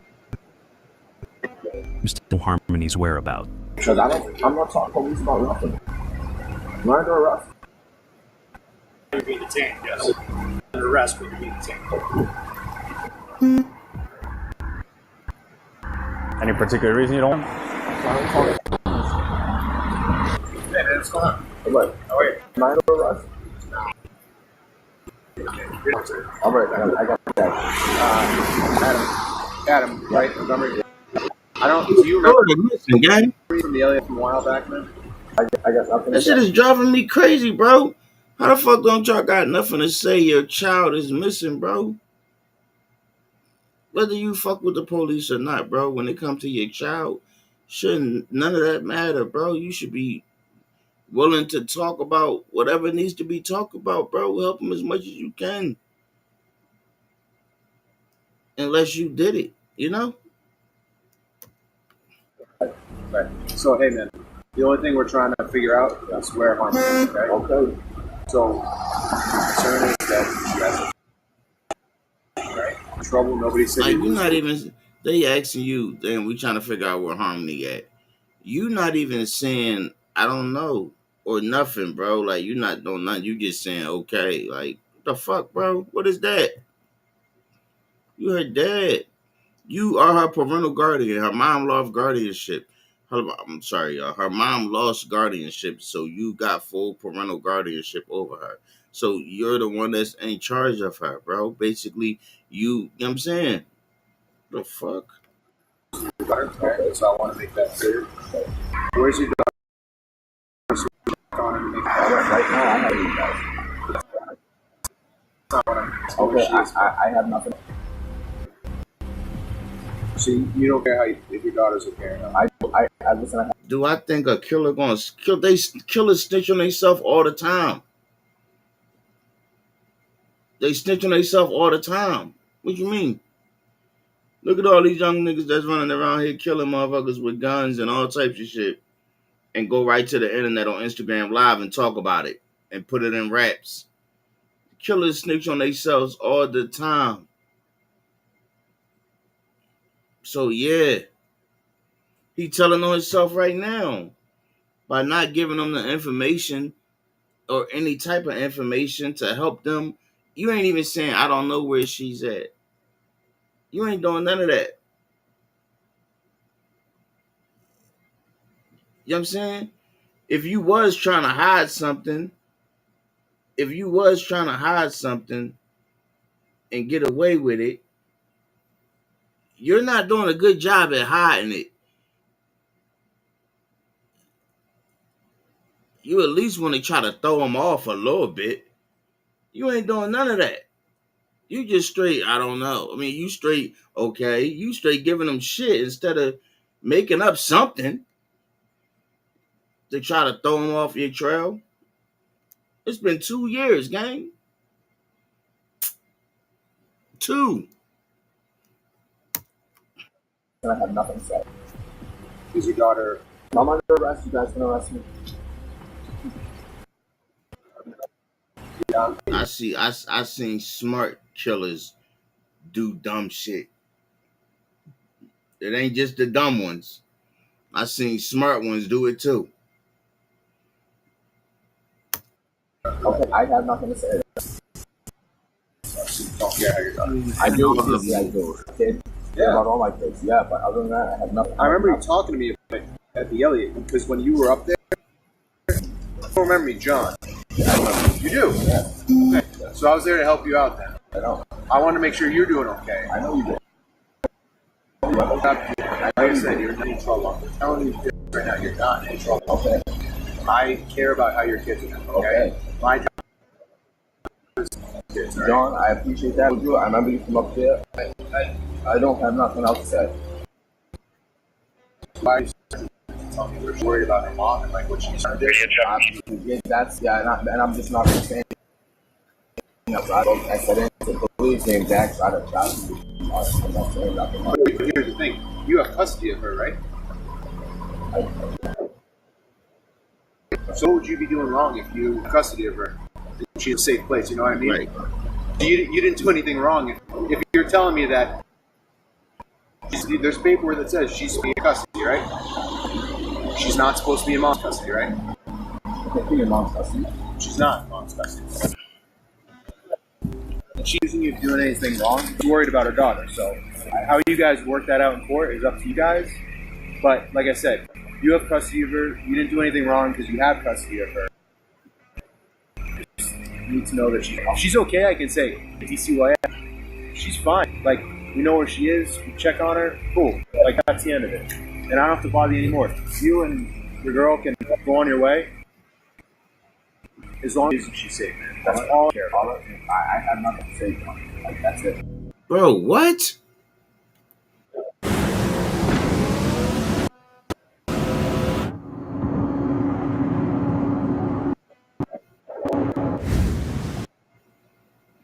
Bro, what? From the start, Adam keeps his guard Yo, up. the cop just gave you this whole spiel. This whole positive spiel. And you still hitting me with the, I have nothing else to say, bro. You ain't even say, yeah, she's safe. She's in a safe place or nothing. Bro. Sorry for screaming, y'all. This shit get my blood boiling, though. Refusing to cooperate with the officers, even though the situation concerns his daughter's safety. This immediately raises concern. Officers just want to ensure that Penny is okay. Adam, however, insists that he's certain she is perfectly safe. Can you assure me that your daughter's okay? Yeah. Do you know where she is? Yeah. Okay. Is she with family? Can you just answer me I'm done answering. If you want to arrest me, Adam. John, come on. Adam, I got nothing else to say. I'm not trying to arrest you, though. Did I tell you I was trying to arrest you? No, you didn't. But if you're trying to, all right. But I have nothing to say. So if you're gonna arrest me after that, then arrest me. I'm not, man. I'm just your kid. That's you. All right. If you tell me she's with family or she's with like my mom, my dad, she's down in Florida, all I need to know is that, and you're on your way, man. I just need to know she's okay. I'm not saying I'm going to take her and bring her to your ex.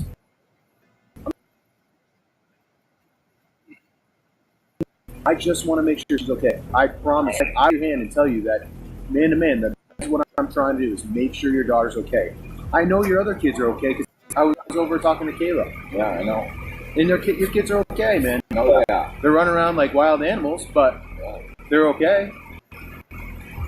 But like Harmony, I don't know where she is. Mom's concerned. CYF is concerned. If you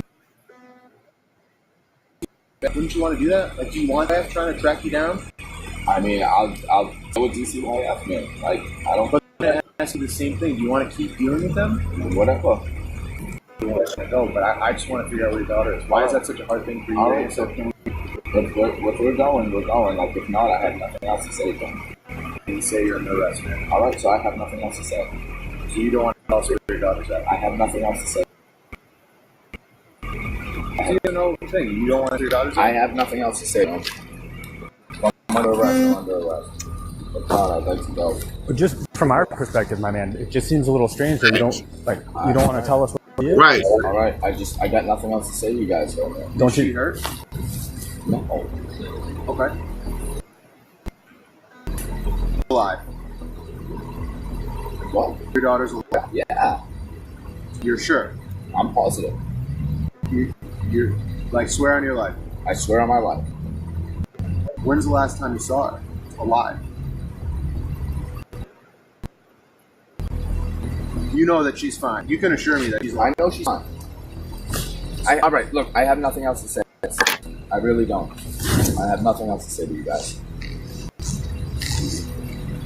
But you can tell me, if you get in the eye and tell me that she's alive. Bro. You know for a fact. And when's the last time you saw her alive? All right, I have nothing else to say. But Adam, with that question, you see where our concern is at. You know what I'm saying? Nobody, dude, has seen her in like 2 years, like alive. Like, I talked to your family. Nobody's even seen her either. Your family. I know they're all down in Florida. They're concerned too, man. Like I talked to like your brother, talked to your uncle, grandma. We talked to a lot of people, man. I'm not just around with this. Like, all right. So like you understand, like people stopped you. Like they had us come out in the office. All right. Like I need to know that you saw your daughter alive recently. Did you see her? Have you seen her last time? Recently. Why not? You're dead. You love your kids, right? Yeah. So why didn't you see your kids? I haven't been around here, man. I've been in Maine. October 2019 recorded their last sighting of Harmony during contact with the family at a residence in Manchester. A month later, in November 2019, the Montgomery family was evicted from their home. At this point, Harmony was 5 years old, and the entire family began living in their car. A few months later, in January 2020, Child Services visited the family for the final time. But when they arrived at a small apartment, no signs of Harmony. Adam told them that he dropped his daughter off at Crystal's place, and that she was now living with her. When they called Crystal to confirm, she didn't answer.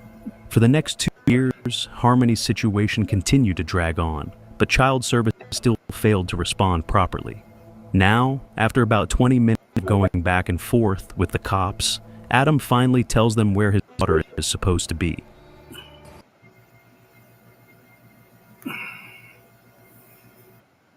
Don't get a camera that's going to keep burglars away. Do this instead. For only $22 a month, I got a premium home security system. All I did was answer some basic questions on this website. I got it all set up and running in just 3 days. So she's supposed to be with Crystal. Yeah. So if she's supposed to be with Crystal, where? Help me out. If Crystal screwed up, I need to know that. I can't say nothing. I have no idea. And you guys rolled up here for me. No, you have passed, okay? Okay. And like, I'm not judging you because I've met you before. But I've been out of trouble people, for years. Right, but other people know that. Okay. Like I told you, man, I didn't know you. You know, I've never met you before. All right, look, John, I got nothing else to say, man. But if she's supposed to be with Crystal, you're telling me that you're telling me you said that you've seen her somewhat recently. I guess. You know that she's not dead. I got nothing else to say, man. Are we going? I'm under arrest. Dude, how many times are you gonna ask that? Well, come on, John. I want to go. Go talk to Crystal. I did talk to her. Go talk to her again. You know what I mean? Like, dude, if somebody said, I haven't seen a kid in 2 years, would you understand why? Of course I would. Absolutely would. But you know what I mean? After that, I don't know what to say after that, though.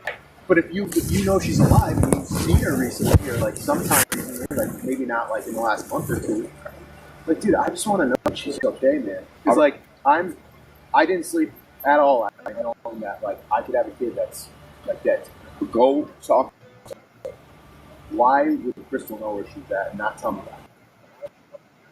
Why would she? Well, not blame you, but like you're supposed to have that. Yeah.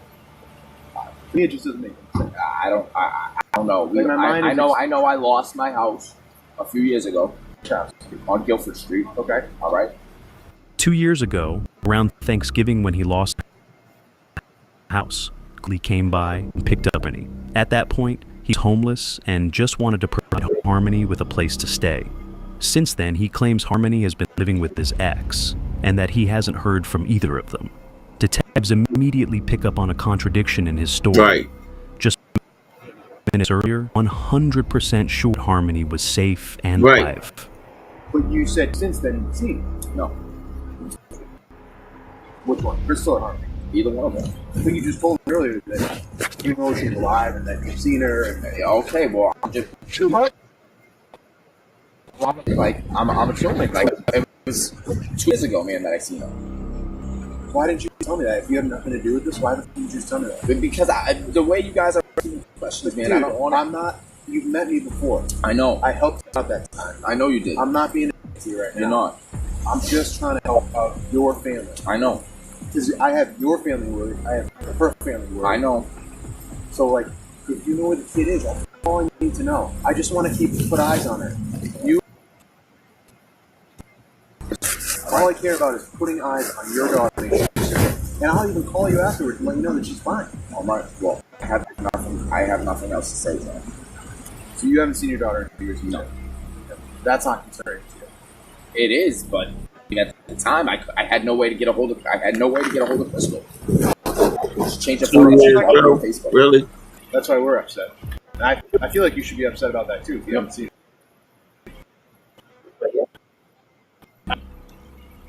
What am I supposed to do? Care? I care. I care about my kids. What am I supposed to do? I don't know. Like, help us think of where she might be. Don't you want to know where she is just as much as I want to know where she is?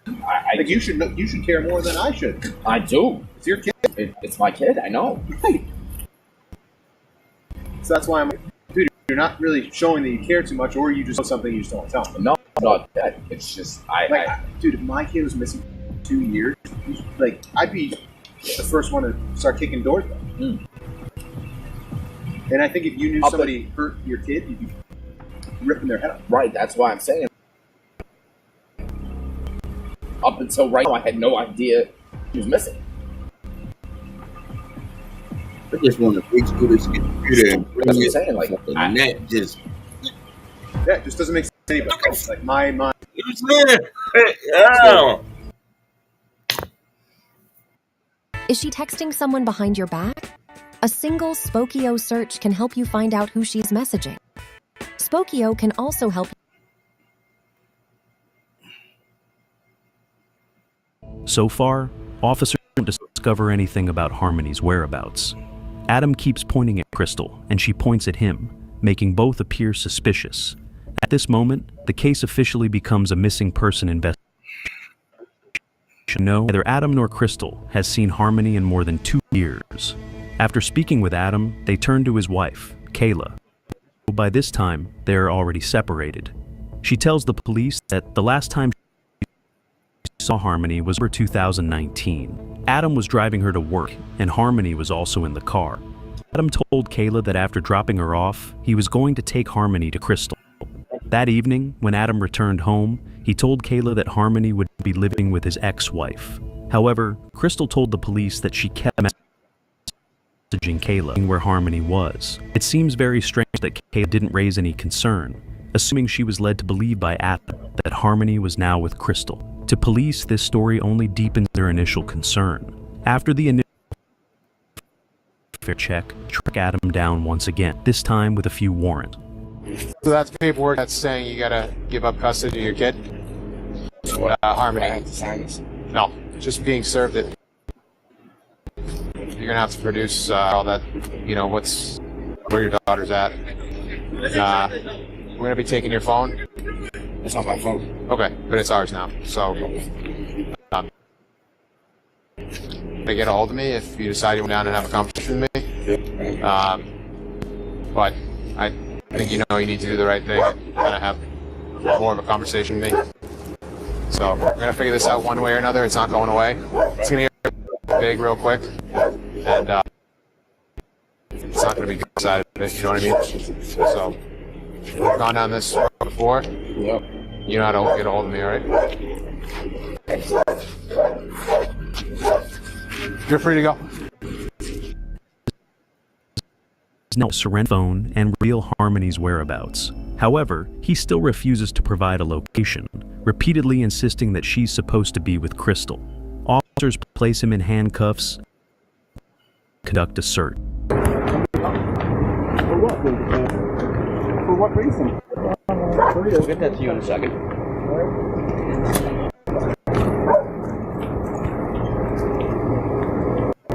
Do you mind if I just check?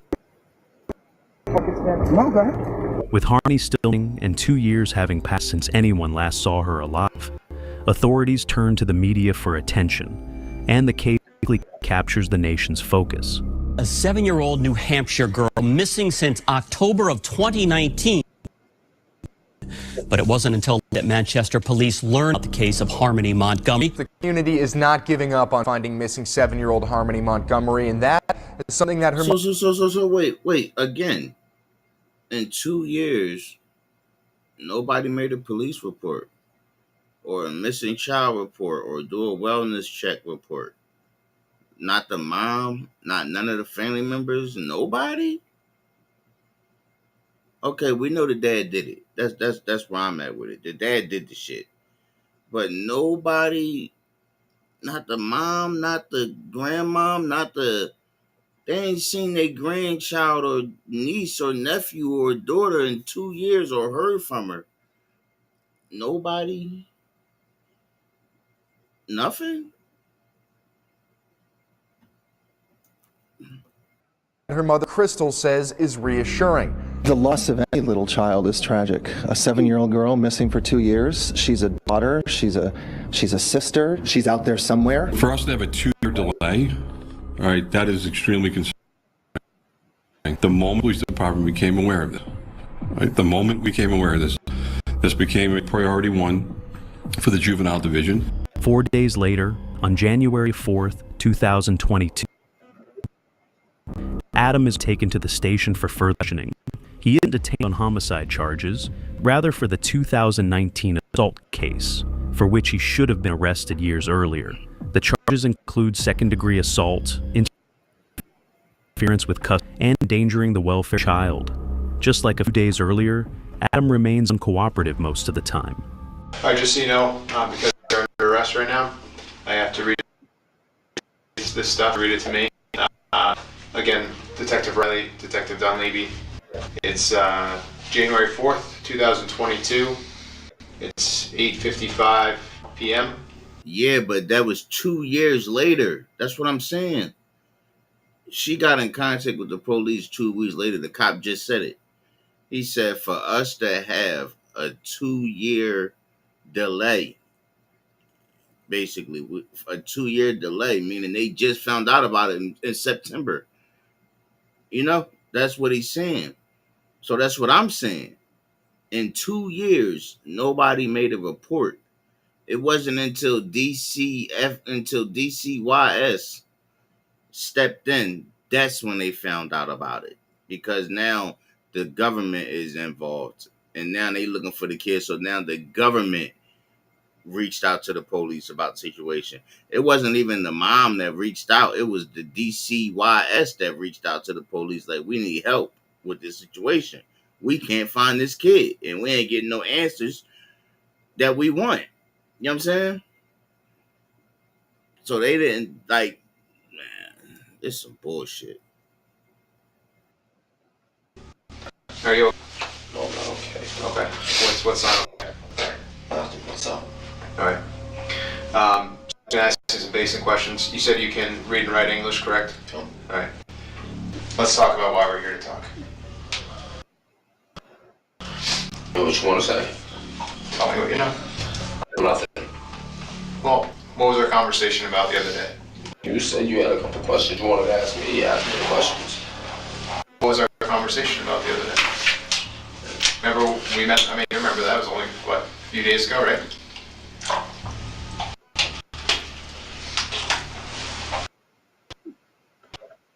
A lot of worried people and scared people right now in the community. I know you're worried about the well-being of your daughter, and I kind of want to get ahead of this because I don't want you to be painted monster. Well, that's what you guys are already doing. No. Oh, yeah. Can you explain that? You guys are already trying to do, man. But you understand this whole thing is getting a little out of hand, which of course. So that's why. Look, it's just the way you guys going about it. And again, yeah, not you specifically, but yeah, nobody comes out there like that for a second-degree assault charge. No. For worse charges, they don't come out flashbangs at my friend's car and ram us into the guardrail. They don't do that for a second-degree assault charge.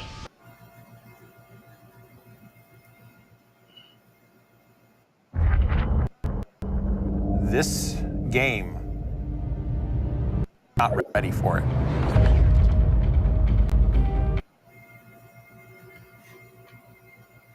Again, you understand what the charges are, right? Second degree assault. Yep. Okay. There's also an endangering the welfare charge. Okay. And okay, So how did I interfere with custody? So that paperwork that we served you the other day, you remember that? Okay. When they were in the alleyway, you remember outside on Lake Ave? Yeah. There's paperwork that you have to comply with. You understand that, right? We had that conversation, did we not? Right? So that's what that's all about. Like, So second degree assault charge, what is this referring to? well, that's what we want to talk to you about. Well, your daughter had some injuries that you know about when you lived on Guilford Street. No, I do not. What are you referring to? Well, you were there, I wasn't. What are you referring to? I'm referring to her having some good marks. What are you referring to? Marks that were left on her.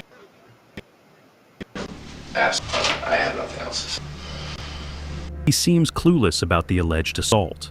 He doesn't realize that his brother reported him to the police after he confessed to assaulting me and giving her a black eye for what he called bad behavior. Sure. Just a couple of days ago, police even offered a reward for finding his daughter, and he appears unaware of that as well. His behavior is usually nonchalant, revealing a disturbing lack of emotion toward his daughter. Do you know that the reward is $1,000 to find where your daughter is right now? Okay. When you start throwing money around like that, people come out of the woodwork Right. that you never expect to do. Okay. So, like I said, when I talked to you a few days ago, Can I have another cigarette? sure. I kind of told you this thing was going to get a lot bigger. That's not right. And we wanted to get ahead of it. But you're sitting there telling me that right off the rip, that there was something because of me. No, that's Okay. So if your daughter had marks on her at one point when you lived over there, That's how would you explain that? how she got those marks. Well, I want to know when that marks were there because DCYF came to my house multiple times. Okay. And we know that they came there. Right. And closed the case. Okay. If there's significant marks like you're referring to, I believe they would have flagged something at that point and they would have said something. They wouldn't have came there and seen that the kids were well taken care of. All the kids loved being at the house with me. DCYF has, in fact, as we mentioned earlier, closed the case. However, based on his history, it's unclear why, during his record. Time of Harmony's birth, Adam was in prison. He arranged with the dealer to buy drugs in Haverhill, Massachusetts. However, when the man arrived, Adam pointed a gun at his face and tried to rob him. The man attempted to quickly swat the gun away, and Adam pulled the trigger, shooting him in the chin. Additionally, when Adam was 16, he was charged with possessing a dangerous weapon on school grounds. A year later, he was charged with burglary and assault. That same year, he threatened an ex-girlfriend. And the next year, he stabbed someone during a robbery. For some reason, when he got to prison, the system gave Adam custody of Harmony. With a record so long, detectives have every right to believe he might be involved with the disappearance of his daughter. And with the alleged mark on Harmony's face, their initial concern only deepens. Your daughter had a mark on her face that multiple people have told us was inflicted by you. Multiple people that weren't even living with us at the time. There was enough people that had spoken about it. Yeah. People share knowledge of what they know. So somebody, you telling him and then he tells you and then he tells you, so something that just gets passed down. It's, yeah, I'm not talking about like a game of telephone here. I'm saying that people say a story and then the details kind of fill themselves in, like corroborate. Do you know what the word corroborate means? Of course I do. Okay. You don't recall your daughter ever having a mark on her face? the reason DCYF came out to visit you guys, you don't recall that? Why did DCYF come out and start visiting you guys? What was the allegation? If I remember correctly, it was because of at the time, I could be wrong. I believe it had something to do with my uncle saying I was using drugs, and I wasn't. DCYF showed up, and the police showed up because they said that we were unfit to have the children at the house because there was no electricity in the house. Okay. But we had a generator running, we had the fridge hooked up to it, there was food in the fridge, it was fine. The police showed up, seen that the kids was fine, there was nothing wrong with them. The DCYF showed up and they left. I mean, yeah, I hear you with the system failed her, but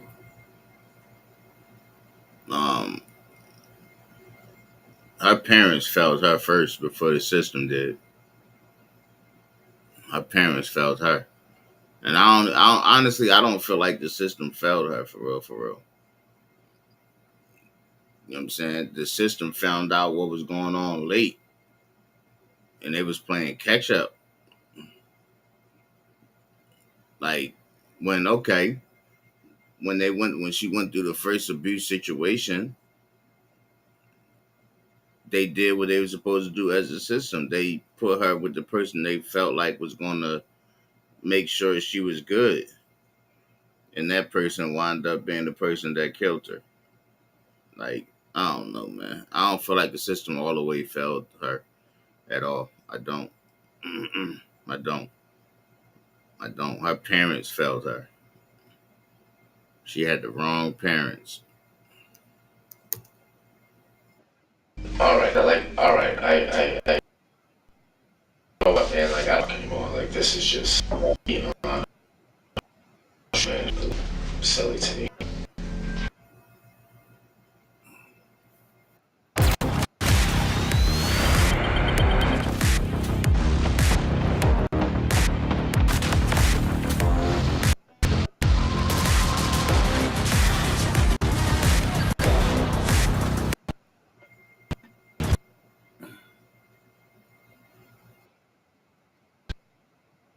Who can substantiate? Well, they can't. The system can't just snatch your kids off of hearsay. They can't. They're not allowed to do that.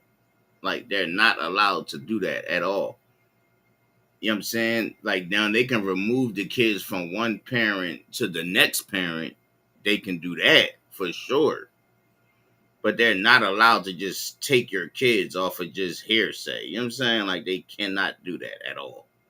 Like, at all. You know what I'm saying? They got to see proof that both parents are doing that shit. You know what I'm saying? So, yeah, that's why I said I don't feel like I mean, you got your own opinion. I don't feel like they felt it, though. I don't. I really don't. Her parents did.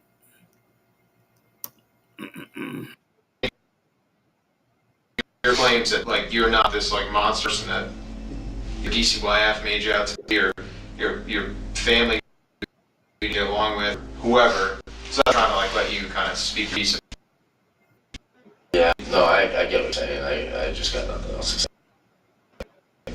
To sit there, man, and sit there and tell me, too, like, this is why I feel just, this is just a game. I know it is. I'm stupid. We're just trying to give you an opportunity to explain yourself.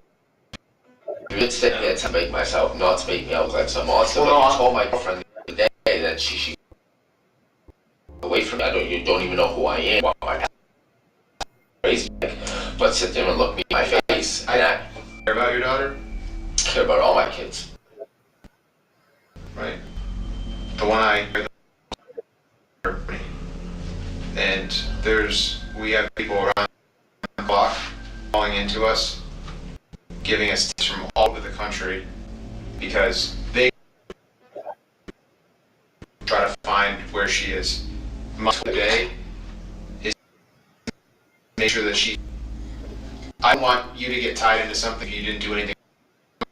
Is not to jam somebody up for something that they didn't do wrong. Now, it has been 4 days since the TV news segment aired, publicly asking for help and finding harm. Detectives still haven't heard anything. Seeing how closed off Adam is, they try to appeal to his emotions. Right? All I'm trying to do is to bring her home, and I can't do that without your help. Dude, I can't do your help. Help me, please. I mean, I feel what you're saying, but every state is different. Every state laws is different. Everybody laws ain't the same. You know what I'm saying? LA laws is way different from New Hampshire. You know what I'm saying? Philly laws is different from you know what I'm saying? Every law is not the same. You know what I'm saying?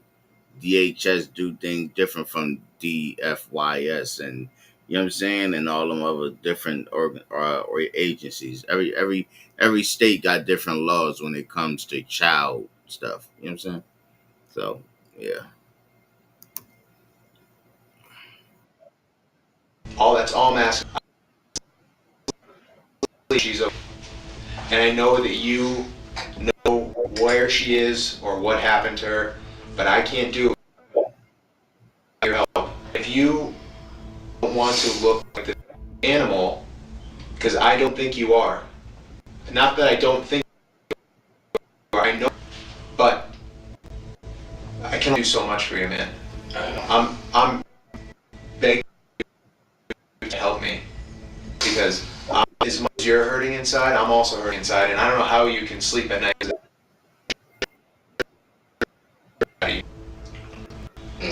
No, see me and Pots. I know I'm not seeing my wife, I'm not seeing my kids. You guys are just playing games. Like, this is just. Dude, but I'm not trying. We're not trying to play games. Hey, can you promise?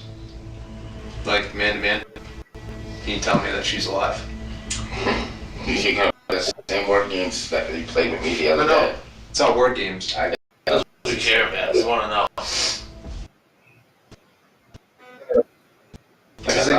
This isn't gonna stop. So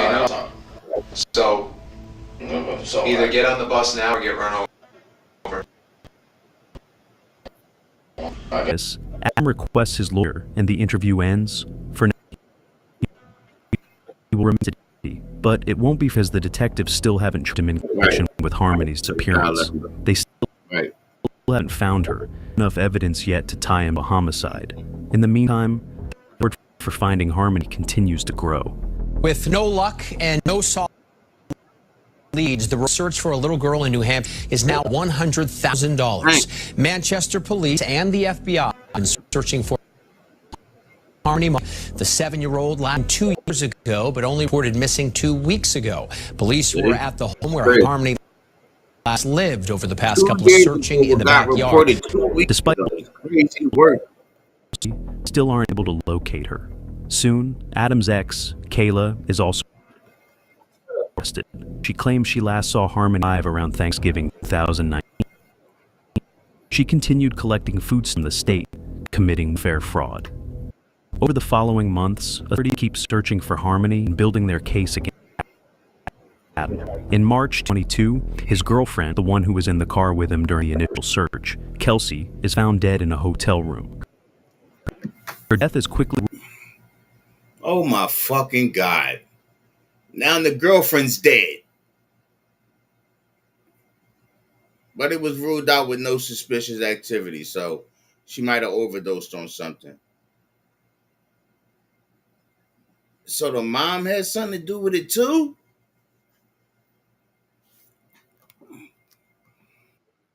Not suspicious, likely result of an OD. Yeah, 3 months, police discovered that Kayla lied the last. She told officers that Adam dropped her off at work that day.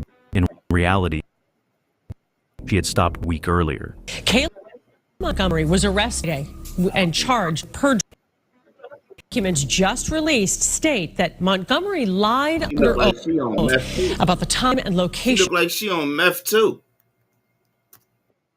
Of a prior work shift. In August 22, detectives make a new discovery involving biological evidence.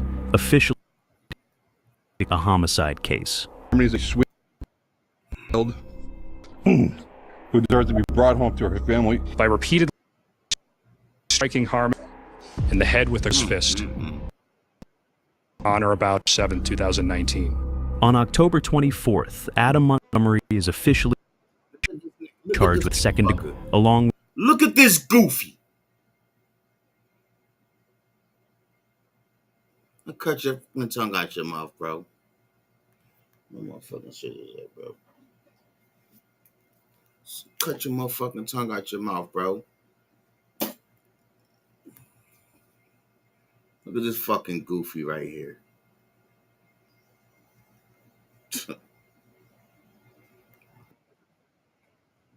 with abuse of a corpse, falsifying evidence, and other counts.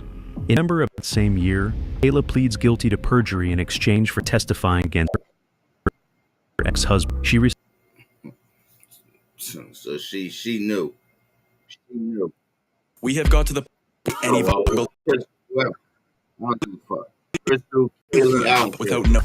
This is the first look at. I had something to do with it at this point. She receives an 18-month state prison sentence, but what she will later reveal in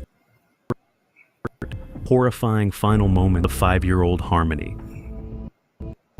2 years after the search began, on February 2024, Adam's trial starts. On the day of the trial, Kayla is brought to testify. She begins recounting that on December 7th, 2019, the entire family went to Burger King. Asked to go to Burger King. You asked to go to Burger King? Yes. And so at some point, the vehicle. Yeah. Was that before or after he repeatedly struck?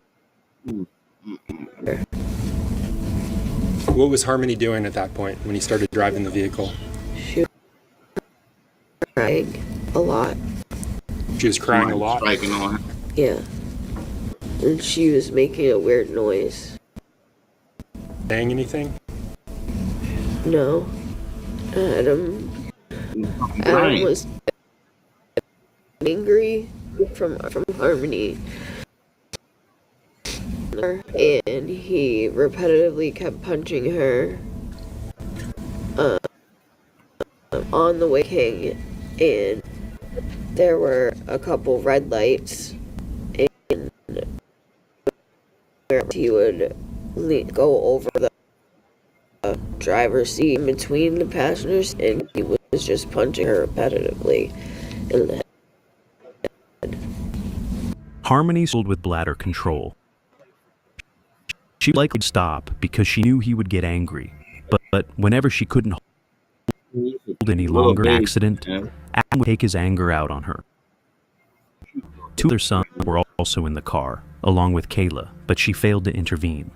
And it's crazy, that the sons had to watch that happen as babies. Babies soak things up. Like, you gonna mess around and have your sons growing up thinking it's okay to treat women like that, to do that to women. Like, you just basically grooming another cycle of psychopath little boys type shit. I told her to shut up. Crying. It was like I can't even describe it. Like a moaning kind of noise. Yeah, she was on her last breath. But crying. It was just weird. I can't explain it.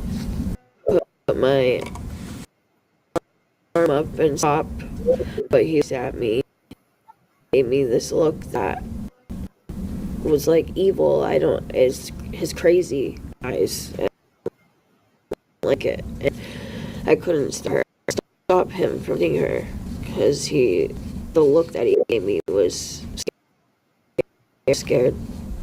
He was hit me or just, I don't know. It was weird. And that was like one of the times that look at me like that. Did you look back at Harmony at any point? Why not? I was scared. What were you scared of? Adam was gonna say something, or if he heard that, it was gonna look really bad. immediately stopped. He told Kayla that he thought he had really hurt Harmony this time. Even then, he maintained a cool, detached composure. At this point, he placed a blanket over her and continued driving to. After getting food, they returned to Colonial Village. Was Harmony still under the blanket when you arrived at Colonial Village? Yes. And that moment that you mentioned, that weird noise that she was making, was she still making it? Why did you check on her? Scared. When you arrived at the Colonial Village, what did you and the defendant do? We got drugs and got high. At that point, both of her sons were in the car with them in the parking lot. Harmony was beneath a blanket, possibly already long gone. When did you realize that Harmony had passed?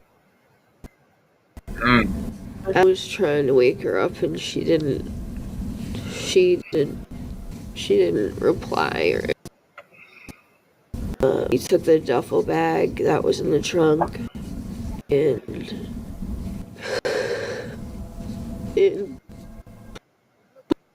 put her in the duffel. Oh, what? At this point, they were both still high, and Adam needed to figure out what to do. At no time did either of them consider calling 911 or taking Harmony to the hospital. In the body in several ways, and what Kayla now reveals to the court can only be described as utterly disturbing.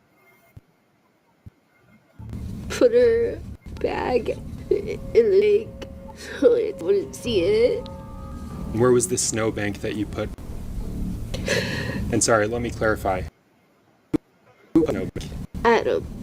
Where was that snowbank that he put her in? In the big from the parking lot.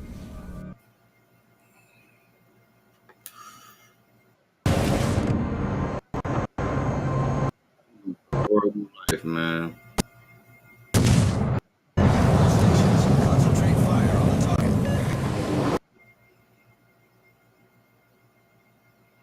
After living in for some time, the mom to Kayla's mother brought the duffel bag with him. But once they arrived, he needed to figure out where to. That's when he came up with a plan. Cooler in the hall walkway the residents used to get in and out of the building, and it was on my floor level in the hallway. And a cooler, and I put the duffel bag in the cooler. And what was the duffel bag at that point? Harmony. What's pissing me off even more is you watched him move this little girl from point A to point B, to snowbanks, to coolers, to wherever else. You wasn't with this dude 24/7. Even after he left you, okay? Listen to what I'm saying here. Even after y'all split up, okay, say you was scared because you was around him all the time or whatever. Y'all broke up. He had a whole new girlfriend. Why you ain't tell the police then?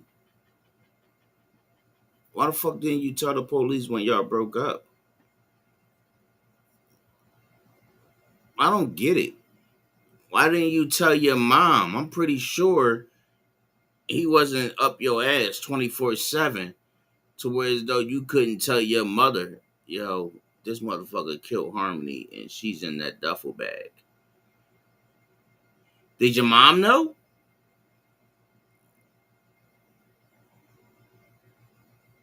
Now I'm thinking everybody knew. They were just covering for Buddy. And scared to say something. Even when he wasn't around, y'all scared to say something. That don't make sense. He removed her from the trash. Yes. This way, the body was kept in a give off too strong of a smell. For those few weeks, the mother's apart, and every day the building's residents walked right past the cooler. Air of the horrifying secret. After weeks, they moved to a family shelter. There, Adam continued At a shelter. hiding the Crazy. body. Adam put her in the ceiling. Oh my God! Not The in a vent fucking ceiling. of the room that we stayed in. The time you were living was in transition. Bro, what? You could smell a horrible Oh, she went from a smell snowbank to a cooler to the fucking that was coming zip, through the bro. vents. Since the bag wasn't kept horribly. After some time, the resident noticed the smell and called us. They checked all rooms, and it was time for Montgomery's. Adam quickly grabbed the bag from the ceiling and hid her in the. Maintenance didn't find anything in the ceiling and concluded the animal had probably died up there.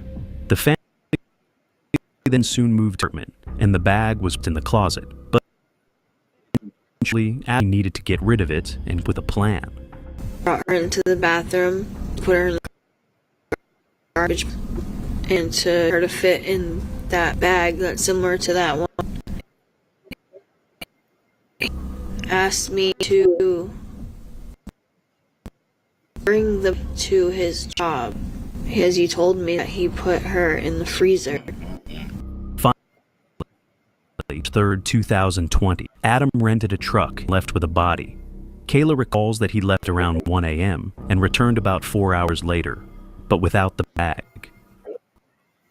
From that point on, harm on, and Kayla never saw either her body or the bag again. It took the state 2 years after that to begin the search for Harmony. Following her testimony, takes the stand and point finger at her, portraying her as a liar, only made a deal with prosecutors She did. to protect herself. Lied under oath before, argue, and there's no reason to believe she isn't lying. I don't think she's lying about that.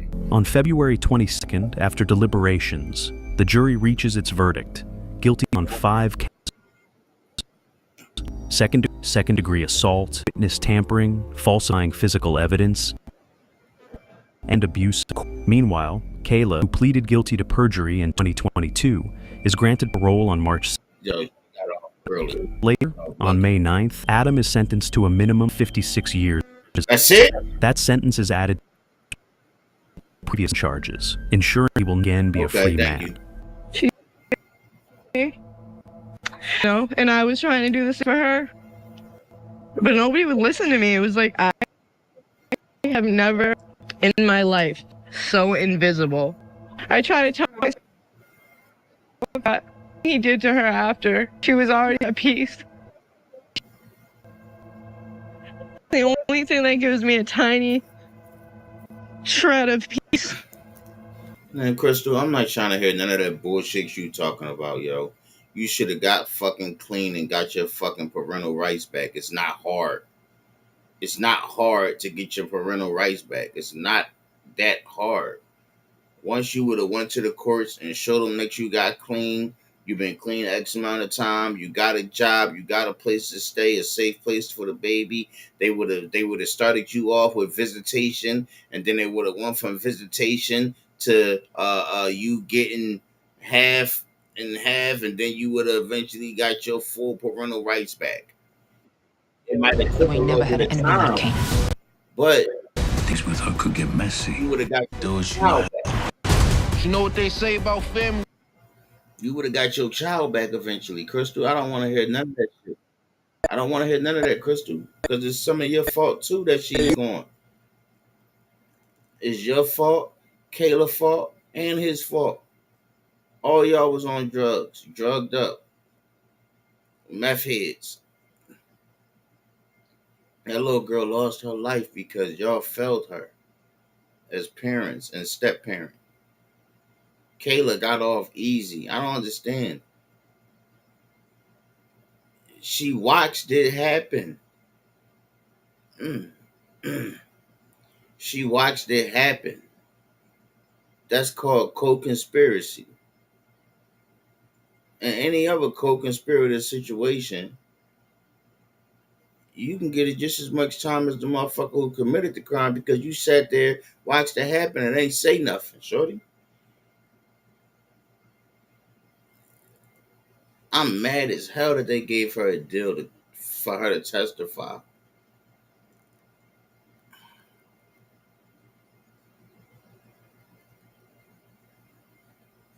Rest in peace to that little girl, man. Rest in peace to baby Harmony, man.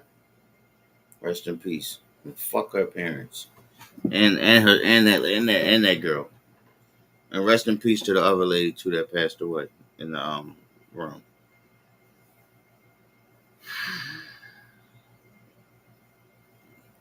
Man, I done seen some of the worst situations happen where mothers still got their kids back. I done seen women that abused their kids to the max and got them back. So I ain't trying to hear that. I'm not trying to hear that. Not with the type of shit I seen. It's possible. It might have took some time. But if she wanted to be in her child life, she could have been. She could have been. She could have been. She might have not got her child back right away. Might have took a couple years or some shit like that. But eventually, she would have got her kid back. I done seen it happen. I watched it happen. Trust me, I know this for a fact. I done seen some moms that did some of the craziest shit and got their kid back. But they just had to go through a lot of requirements. They had to do a lot of shit to get her back. Let me see, do I got one more in me, man? Because that shit got me irritated, man.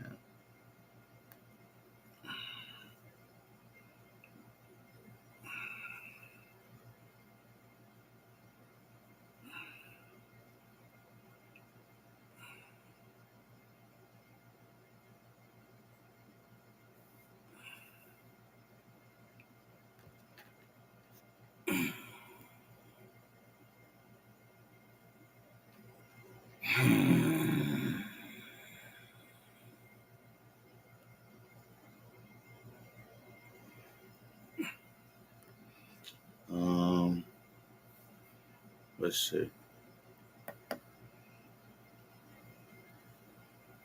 I think I got one more in me. What time is it?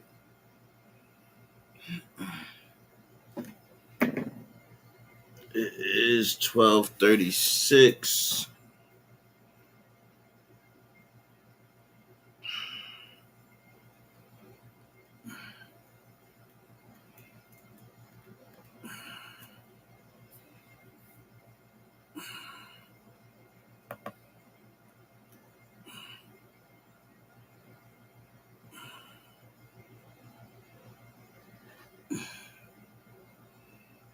Said heartless dad murders his family.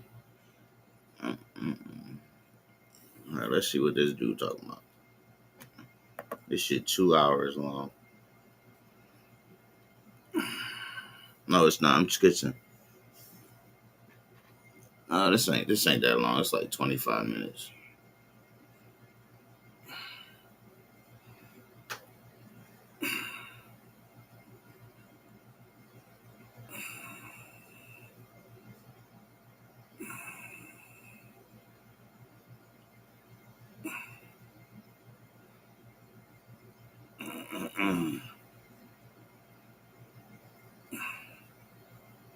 Damn, they trying to hit Diddy with another Rico. Damn, Diddy.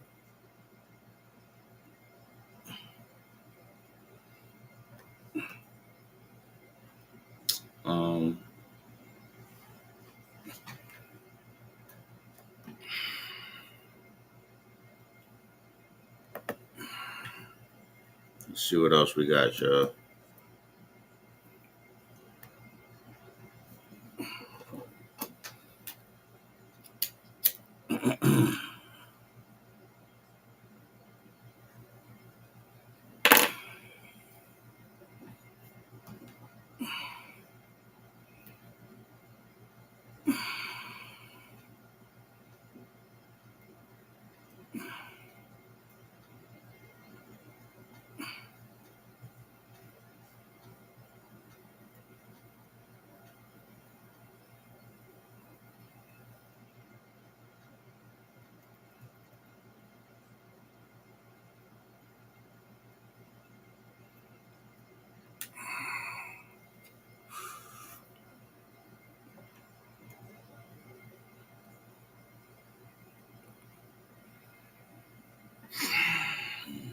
Let me just go to my homeboy page.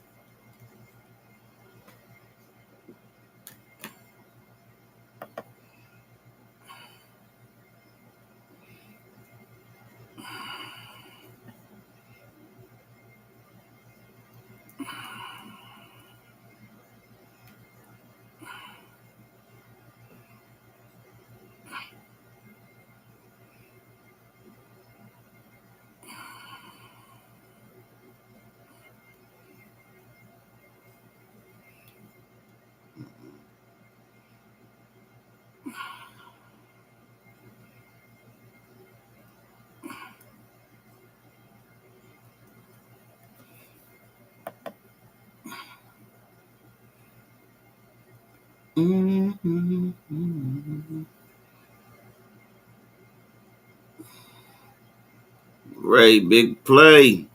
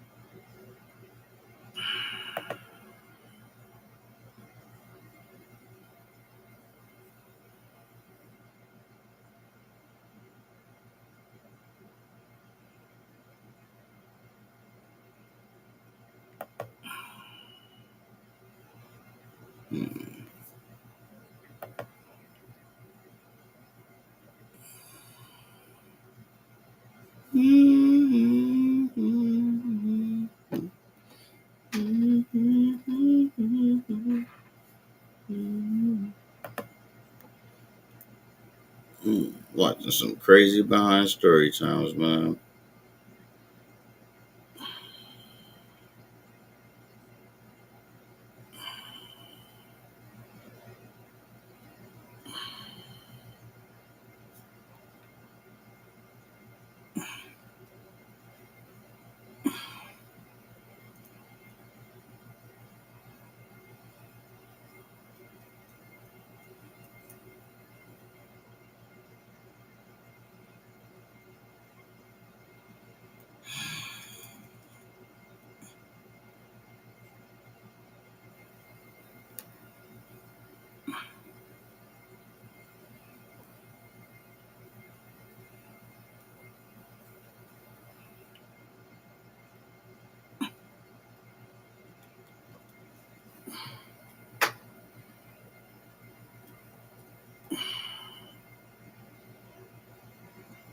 His dad sent him away to Africa because he was a bad kid. Nope.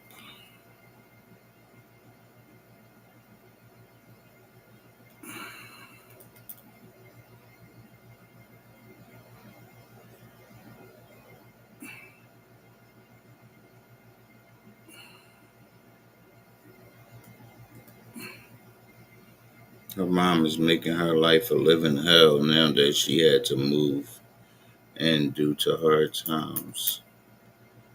That might be something. She was robbed at gunpoint when delivering DoorDash food by a group of young men.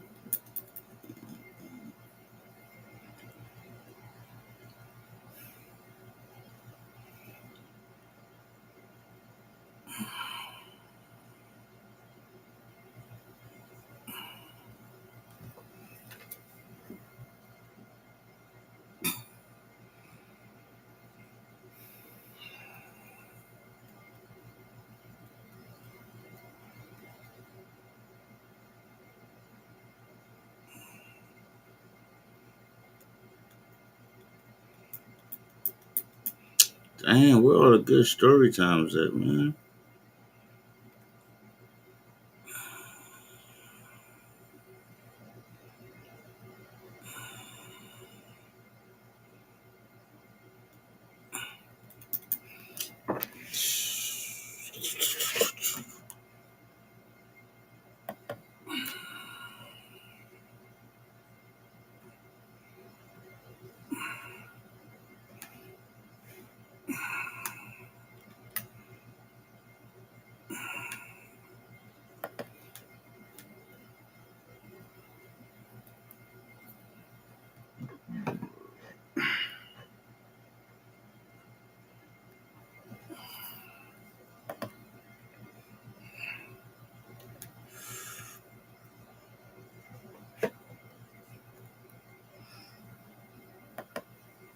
Let's go see what Messi and them talk about.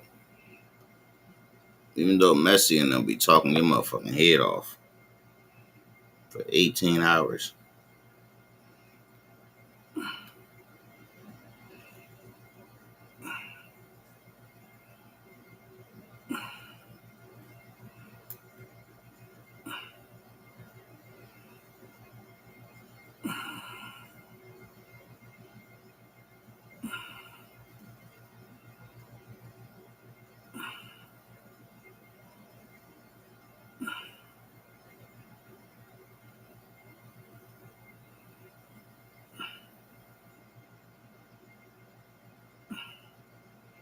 Wait, what? Shift leads. Oh yeah, this the one I said I wanted to see.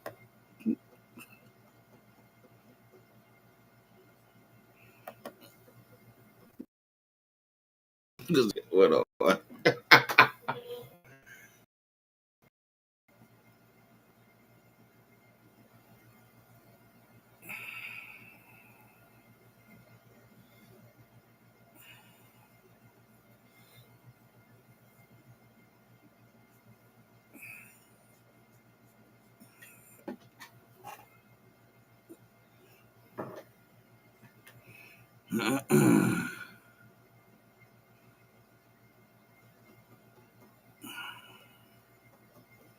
Creating custom clothing with tap stitches? Start buying a garment, then click Now. On the left, you'll Don't be like me. Don't ever fall in love with your manager, okay? It's never going to end well. This is the beginning of summer. I don't know summertime love affair because really the actual love part was in the springtime and we ended in the summer. But anyway, summertime love affair. And for those of you who don't, that I say so boom during my stories, I don't know, block me. I don't care. I don't do this for y'all. I do this for me. I'm releasing trauma, okay? I'm releasing trauma. Release me. So boom. This is when I was working at a famous pharmacy that starts with a C and ends with an S, and we wear red. I ain't naming no names just because of some of the things that we did.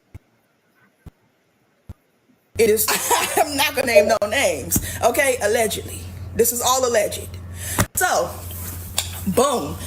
When I was working there, if you watch Story Times, then you know I was a shift supervisor, and he was my operations manager. So when I first started, he didn't notice me. I noticed him because he was 6'6", and he looked like a little mix between Wiz Khalifa and Andre 3000. Dark skin, full of dreads. Take me back. But anyway, so yeah, for the sake of this story, we're gonna call him Wiz because obviously I say he looked like Wiz Khalifa, Andre 3000 mix. So he didn't notice me because this was COVID era, and to have my mask under my glasses, okay? I would catch nothing because we were a pharmacy too, so everybody coming in there sick and all. I wasn't trying to catch nothing. So one day I came into work, I had my hair done, I had my lashes on, and I didn't have no mask on. And I called because if you've ever seen me outside of this or outside of work, I'm a bad bitch. But anyway, so I caught his eye and he came over to talk to me, and I had my hair and everything because all out for the week because my girl was going to Miami and we did go. So he came over and he started talking to me. We introduced ourselves, and honestly, that was the beginning of the end. I already knew he if I let anything get past. What did I do? I immediately zoned him. I started calling him my best friend. But where I messed up at is when I let things get sexual. And if you are my family, please click off. Okay, this is not for you. This is for people who like the mess, people who like the drama. Okay, so one day we were working, and for the most part, I worked night shift and he worked day shift, but there would be a little time where we where our shifts lapped, or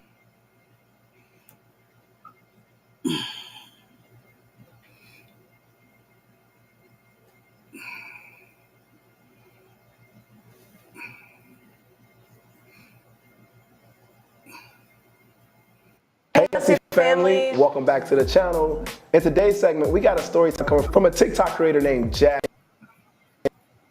And in this story time, pretty much detail how she met habitual liar. Now I'm not gonna lie, Messy family, this is the type of story time you're gonna have to watch throughout. You can't skip, because over time, throughout the story time, it gets crazier. And I don't wanna ruin it for you guys, so just know it's the craziest I ever shared. And make sure you guys watch today. Let me tell you about the time that I dated a habitual liar, and one of his lies drastically changed my life.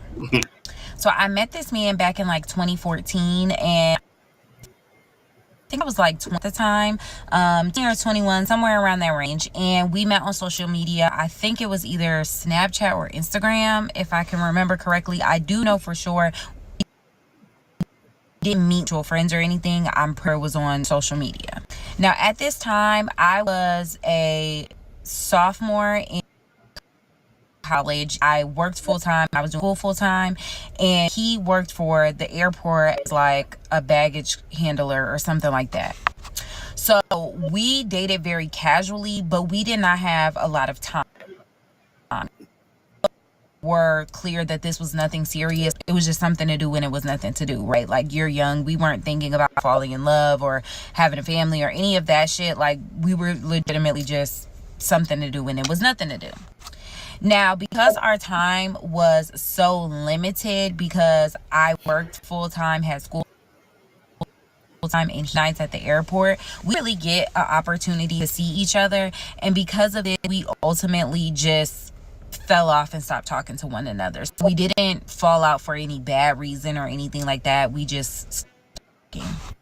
So fast forward to 20, and at this point, I've graduated college the same year. 2017 was just an amazing year for me. It was like a yes year. Like, I had graduated from college, I was traveling, I had landed a big girl job. Like, I was just legitimately living life in 2017. So I'm at the bar with a couple of my friends, and I run into him. And, you know, because we did not end our relationship on a bad note, it was kind of like just run in with. And so he, hey, you know, let me take you out to dinner. Blase Splill. So we start hanging out together, and this is at the very beginning of the summer. So I want to say it probably was like in May or early June. So very beginning of the summertime, and I was really uninterested in having a relationship. Like, I was really enjoying my life. I had a solid roster in it. I was trying some money. I had moved back, so I didn't have no bills. So I was just legit just paying my little car note and doing whatever I wanted to do. So I was not thinking about having a future with anybody or doing anything of that nature with anyone. Now, we two also on the same page as like this was just something to do and it was nothing to do and we were having fun. But one of the things that, looking back now, I realized was a red flag, but I didn't see that at the time, was he missing for a long time. Like, we would be texting or talking or whatever on like Monday, and I wouldn't hear from him again until like Saturday or Sunday. And I think about it back then as being a rag, because again, I have my own roster of niggas that I'm talking to. So it was like, you fall off, I'm texting somebody else, or I'm going out with somebody else. So I wasn't really in the mindset of like, where's this nigga going? Like, what is nigga doing? I didn't, at that point in time, I didn't really care. Now, he also was the type of nigga that was very generous. Like, could buy me things all the time. I never paid for anything. I never drove. Like, he was truly like whatever you want, you can have. And I was doing a lot of traveling, like with my friend group. We had went to Vegas. We were going to like Atlanta. We was just all over the place, like doing any and everything. And he would send me money on my trips. He wouldn't go with me, but he would send me money on my trips. So he was definitely in that I gave a lot of passes to, because it was like, in your benefit, like, you can get shit out of you. Fuck yeah, like, cool. I don't care that you gone for a week. I'll talk to this nigga over here while you do that. So things are well. This system for us is working out well, and the summer is, you know, growing over time. Like, we're being seen out in the city together. You know, we're on each other's Instagrams and whatever, Snapchats and that type of thing. Like, there was no TikTok, so we wasn't on that. But, you know, we was just having a good time. It was a really good, but we were not in the serious state yet. Now, one thing I need y'all to know is that I lived at home at this time, okay? So I would go to his house, and he had a raggedy ass house. The first time I ever went over there, I thought it was a bando, okay? Because it had like overgrown bushes. The grass wasn't cut. When I came in, it was like holes in the walls and shit. The only thing that was like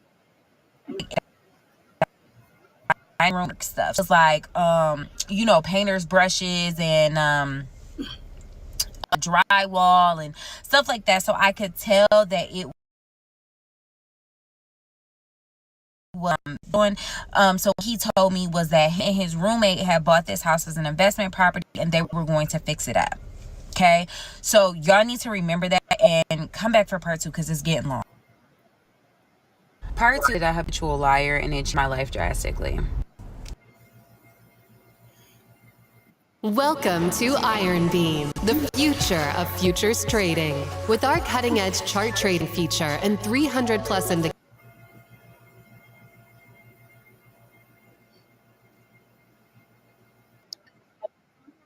So summer is continuing, growing, increasing closer. Not enough to where we're exclusive, but we are spending a little bit more time together. And this is kind of where I start to notice that he falls off. Like, now that we've been spending a lot more, I'm starting to notice that, like, he'll text me on Tuesday, or I'll see him Tuesday, but I don't see him or talk to him again until like Sunday. Which obviously, if we're like, you know, really chatting it up, you would think that we would talk more frequently. So I start to notice this, but I don't necessarily question it, because we're not a couple. So summer comes to a conclusion, and it's now like September, fall, and I go out of the country. So we went to Cancun, and while we were in Cancun, you know, I'm texting and talking with him and stuff like that, and he starts talking about us becoming exclusive and you know, us really being in a relationship. And at that point in time, I was still kind of like, that's not really what I want to do right now. Like, I'm still having fun. So I tell him, I said, you know what, I will be more serious and more intentional, but I'm still not ready to be like your girlfriend. Now, he took this fairly well. Like, it wasn't a big deal. He was just kind of like, okay. So this is like in September that I'm on this trip. My birthday is in October. It's 16th. So my birthday comes around, and I'm a Libra. If you know anything about us Libras, we get into these states of what I call Libra love, where we think we just so in love with somebody, and in the reality of it, we're not. We just like the idea of being in love. So my birthday rolls around, and he was like kind of incognito for my birthday. Like, he was present, but he wasn't present. Like, on the day of my birthday, I didn't see, so I had plans with my friends, so that was part of the reason I didn't see him. But then a few days later, you would have thought that he would have been like, hey, you know, let's go to dinner or something like that. But it just took a little bit longer than I would have expected, especially after he's talking about being more serious. This is also something that's important to note, that my birthday is in October. Okay. So, you know, eventually we get together, we go to celebrate my birthday, and You know, of course I go, I spend the night with him, and he had got a room downtown at the casino. So we went out to dinner and stuff like that. He had got us a room at the casino. We stayed at the casino, and when I woke up the next morning, there were gifts for me. So he had bought me like a Pandora bracelet, just a few little things. They weren't things that I specifically asked for, but you know, it was gifts. So I was very appreciative. Now, we're getting into holiday months, and I feel like I was starting to get like, okay, you know, I can settle down. This was cute. You know, he did my birthday a little cutesy. He got me, you know, a few different things that were thought out or whatever. And I'm like, okay, you know, maybe I should start kind of getting a little more serious about him. And so at this point, I told him, like, you know, I'm still not ready to quite be your girlfriend, but, you know, let's spend the holidays together. Like, you know, I could come to your family's Thanksgiving, you could come to mine, and we kind of see how that vibe looks and then go from there. Now, he agrees to that. He's like, okay, cool. And sure enough, Thanksgiving rolls around, and we're texting back and forth, and I'm like, hey, you know, do you want to meet me at my house? We can ride to my auntie house together or whatever. And he was like, no, you know, I'll come to where you are. Like, I'm still helping my mom or whatever set up for Thanksgiving. This should have been a red flag, but again, I'm young, I'm in Libra love, and I'm being naive. Also, this other side of me that I really don't care, because I do still have a roster of niggas that I'm talking to. So I'm also in the same vein of like, whatever, like I care a little bit, but at the same time. So we take back and forth throughout the night, and it starts to get late, and he does not come. And so I just kind of got like, I wouldn't say I got frustrated with it, but I was just like, fuck it, whatever. You know, you could have just said that you didn't want to come. It wasn't that serious.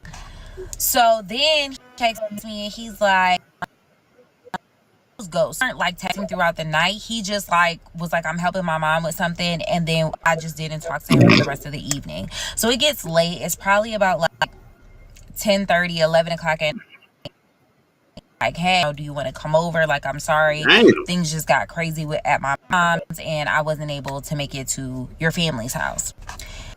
And I hate to do this, but I have to make a part 3, because otherwise it takes my video a long time to upload. So meet me at part 3. Part 3 of how I dated a habitual liar, and it drastically changed my life. So we left off, it was Thanksgiving. He texts me, it's late night, and he wants me to come over. I tell him no, because I'm now thoroughly pissed off with him, and I'm at the point where I'm like, nigga, fuck you. Especially because I still have my roster on the side, so it's kind of like, fuck you. So a few days in, he texts me and like sends me this long text, profusely apologizing, and he's like, hey, you know, I'm gonna stay down at the casino for the weekend, come downtown with me, let's just, you know, kiss, make up, blah blah blah. Y'all, I am 23 years old, so some of these decisions that I make throughout this story are very dumb, and I should have noticed the red flags, but my frontal lobe was not closed, so y'all gonna have to forgive me. So anyway, I agree to this, and I go and I can see if you was like 16, 17, 18, some shit like that, shorty. But you 23, gang. I'm not trying to hear too much of this frontal lobe not closed shit. No.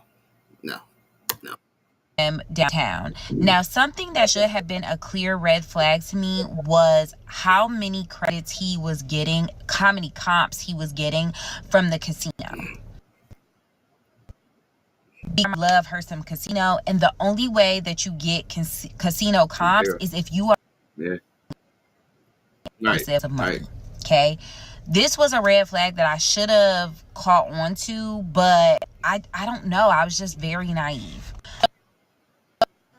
So anyway, we have this with the casino, we have a good or whatever, and Christmas is now fully a month. And as we're getting to Christmas, you know, he's like, what do you want for Christmas? You know, make me a Christmas list. But I think is also a red flag, because I can account for the time that he must have had at the casino, like cash and shit out. Like, around my birthday, he had a big win because he for my birthday. When I was in Cancun, what he must have won a lot of money then too, because he had sent me like a large amount of money while I was in Cancun, like, oh, go shopping. These were things I should have picking up on. So Christmas starts rolling around. He's asking for my Christmas list and stuff like that. And again, we are still not official, but we are in capacity of like we are kind of moving like we're official. Like, I still have my little roster, but I'm not maintaining it like the way that I would have if I was like truly single.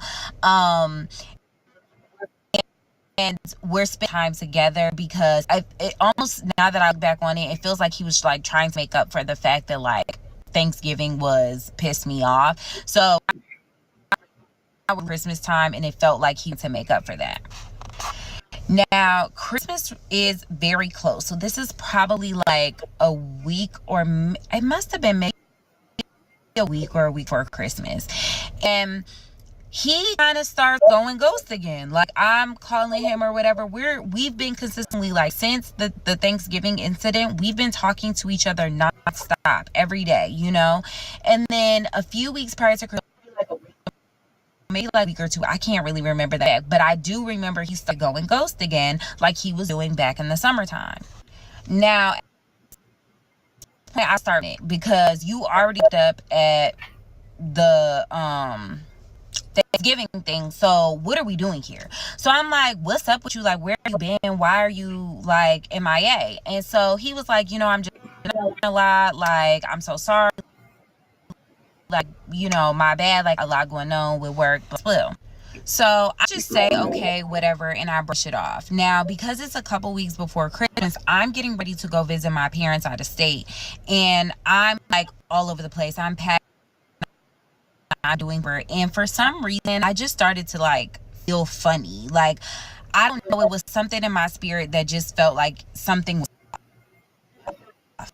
Sidebar to this story. My cousin, who's also my best friend, we are 4 days apart from each other. And at this time, she's pregnant. So she's got to be like maybe 4 or 5 months pregnant at this point in time, right? And so I'm on her, and her, like, you know, something I just don't feel right. Like, I physically just don't feel right. Like, something is going on. So my cousin is like, bitch, I think you're pregnant. And I'm just like, girl, no. And she like, that sounds like some symptoms of being pregnant. I'm telling her, physically don't feel right. This is what's me. So she like, I need to take a pregnancy test. Come back for part 4, I think. It just sounds suspicious that he goes ghost for months in time. I wonder if he has like a girlfriend in college or something, especially during the holidays too. You have to be mindful of people who constantly shower you with gifts and stuff. They do that as a distraction to keep you off their back, to keep you not, like, you know, trying to figure out what they doing. No, exactly. And they weren't even together during this time that he's spending all this money on her. Even it's tricky. He's just making sure that it's nowhere at this point, probably. I mean, what is your take on so far? Okay, part 4 of how I dated a habitual liar and it drastically changed my life. So we're at the part where my cousin thinks that I'm pregnant. He's convincing me to. So I'm gonna take, like, I don't think that I'm pregnant. Like, I think I'm just overly stressed out because I got a lot going on. I'm getting ready to go to visit my parents out of town, and I'm gonna be gone for a week. Like, my job was kind of stressful, so I was just like, whatever. Go ahead, I take the pregnancy test, and lo and behold, I'm pregnant. Okay, and I start freaking out a little bit because I'm 23. I've never had a pregnancy scare before. I've never been pregnant before at this point in my life. So I really don't know what to do. I'm also in a state where I'm kind of like, I could go either way. If I decide that I don't want to follow through with this pregnancy, like, I'm purely doing it out of selfishness, basically, because I don't feel like doing it, and not because I have any like legitimate reason why I don't want to do this. Meaning, like, I had the financial resources, I had the support system. I would just purely be making that decision based off of my own self. So I let him know that I'm pregnant, okay? And his initial response to me being pregnant was my same response to me being pregnant was like, no. Like, he was just like, I don't want to have a kid right now. Like, we're both kid free. So he's like, I don't really want to have a kid right now. Like, this is a lot. It's like, I really don't know. I'm not ready to be somebody's dad. And I'm also on this same tip too. In my head, I don't really want to be nobody mama now neither. Like, I'm living my life. Like, this was my yes year because it's still 2017. I'm like, I'm having my way. Like, I don't need this. So after we have this conversation, I just went ahead and made me an appointment because I was mindset of like, I just do this right now. He don't want to do this shit. I really don't want to do this shit. Like, fuck it. It's always an option. And when I made the appointment, had to a certain amount of days after you made the appointment before they would do the procedure. So I think it made it like maybe in between time because I also had work going on, so I had to push it back an additional day because I had to be present for what I had going on at work. So probably was like, we had this conference the next day I made the appointment, and it was probably gonna be like another 2 to 3 days before I have this appointment. So in the time, I go to my granny's house and I go see my aunties. Now my aunties are two complete opposites. They're the best in the world. So one of my aunties is more like soft and sweet and like just a bowl of sugar, okay? My other auntie, she is also very sweet and also a bowl of sugar, but she is the one who's gonna shoot it to you straight. She no sugarcoat, no, she gonna give it to you straight, okay? She is a whiskey neat, point blank, period. So I go into her room and I'm very close with my aunties, so I go to my aunties and she just automatically was like, she already knew that something was bothering me because of how close they are, so she just was like, what's the matter? So I go in and I tell her, what's going on, like, hey, I'm pregnant, I made this appointment, I don't really know what to do because I'm having this man out of pure selfishness, to be quite honest, but I don't know if I'm making the right decision for myself or not, right? And my auntie, because she straight, you could go to this appointment and it's going to be difficult and everything's going to be fine and life is going to continue on and you're going to and she said, or you have option 2, you can have this baby and that man could either be a part of the baby's life or not. The way it goes, you're gonna be, life is gonna continue, everything's gonna be great. She was like, you have the support system, you have the finance, like, you can do whatever choice you choose to make. We support you and you'll be able to do whatever it is that you wanted. So after I have this conversation with her,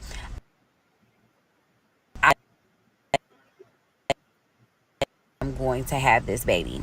Meet me at the next part. Baby, y'all is on me. Hey, I dated a habitual liar and it extremely altered my life.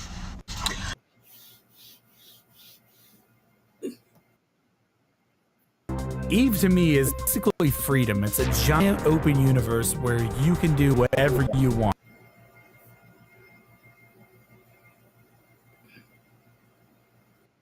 So at this point, I've made the conclusion that... So wait. If he already gone ghost on you for days and days at a time and the communication ain't there like that, you told him that you was pregnant, he told you that he didn't want to have a kid, and you still chose to have the kid,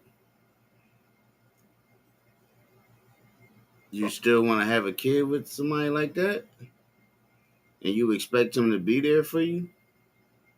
He barely there for you when y'all not together type shit. I'm confused.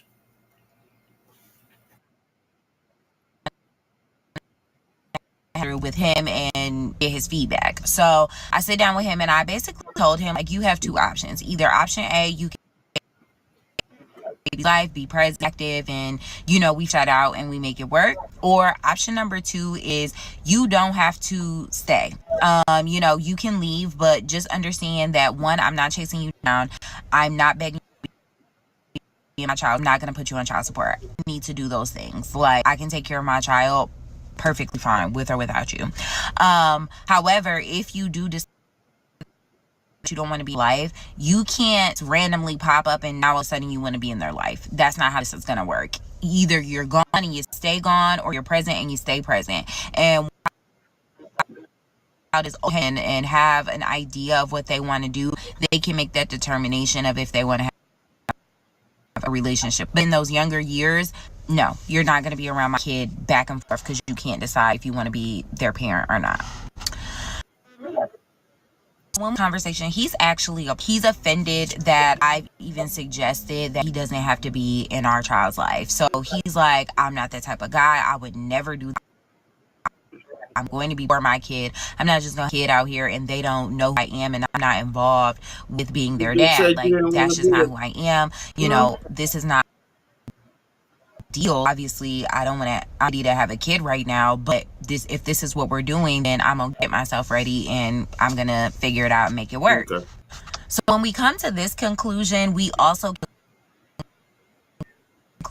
will try to make our relationship and actually be serious, because I don't feel like we were serious prior to it, but we weren't too of being exclusive or genuinely dating each other to figure out if we would potentially be something. So things are going well at this point. So this happens in December. We families, things are moving right along. And going on in this time frame between December and March is that it just seems like he is working a lot. Like, I'm seeing him, I'm talking to him pretty much on a daily basis. But it just seems like he's just not physically available. He's always like, oh, I have to work, or, I have to do this. Like, he's just around. Also not coming to all the doctor's appointments. Like, I did have a lot of doctor's appointments, so I didn't expect him to be at everything. But looking back over the entire pregnancy, he probably came to maybe 5 appointments. So nothing extreme happens, but in March we decide that we're gonna have a gender reveal. So initially we were planning to have a gender reveal and we were gonna do a party, but for whatever reason, my parents live out of state. We're not capable of coming. So we ended up deciding to do it. Now this is important because the gender reveal is gonna be the first, and up until this point, I had not met his mom, any of his siblings, his dad. I hadn't met any of his family. And the only person that he knew from my family, cousin, who I told was I need to take the pregnancy test. And that is because he had met her when we first dated back in 2014. So we ended up having this gender reveal party. We decided to do it virtually. So we were going to record a video. We hired a videographer. We were going to record a cute video or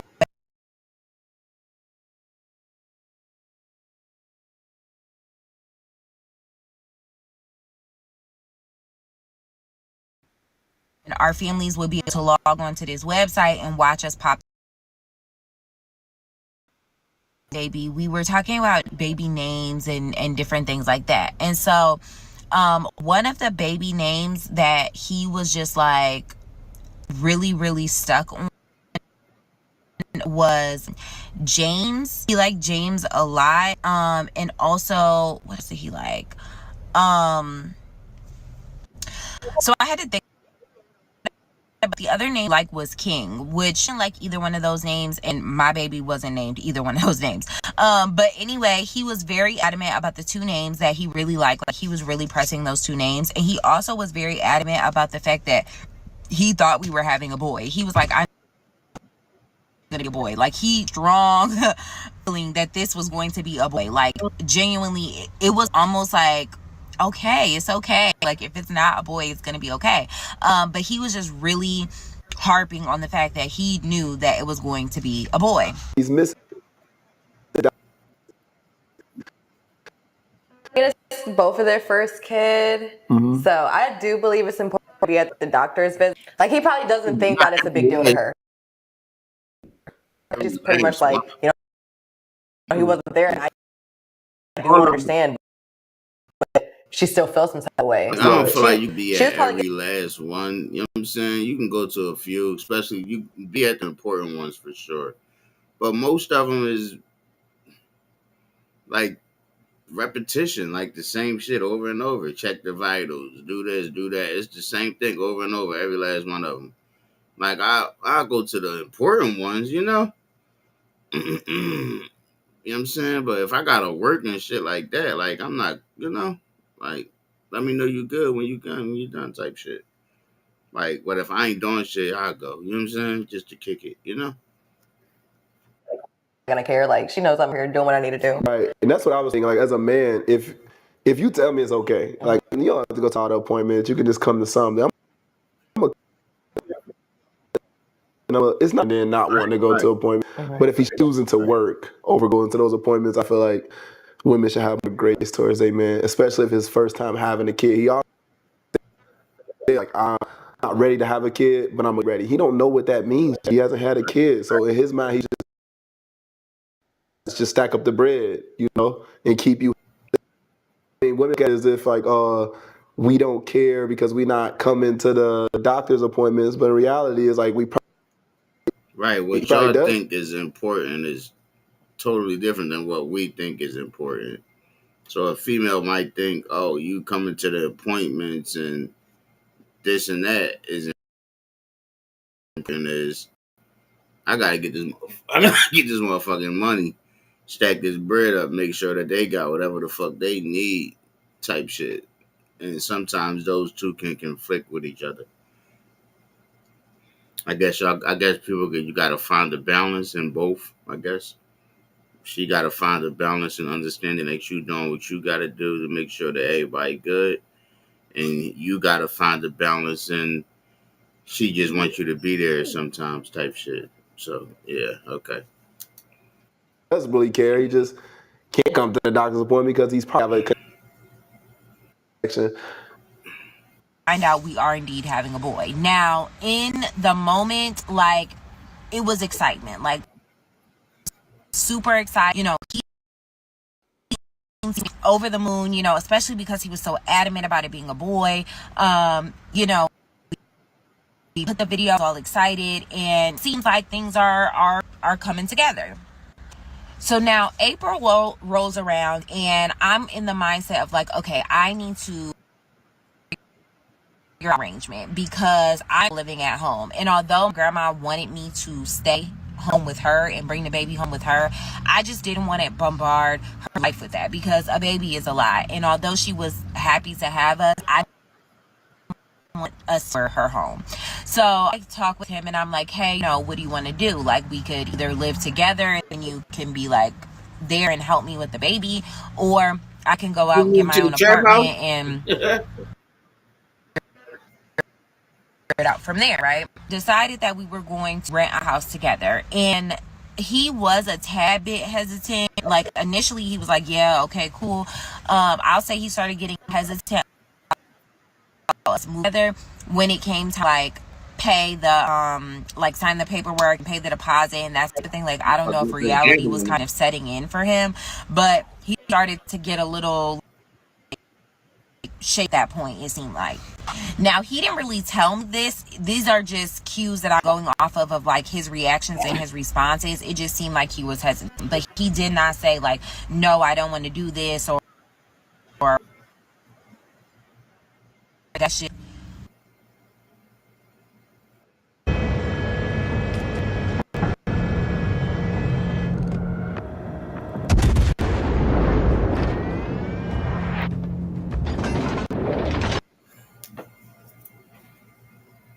So we move into this house or whatever, and he starts being like sketchy.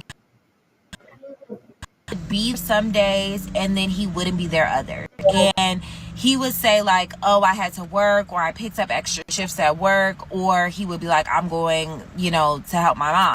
So he was like, my mom has my little sister, and I help her, with my little sister, taking her to school and blah, blah, blah, right? So telling that he's like doing stuff with his mom and his sisters, and that's why he's not really.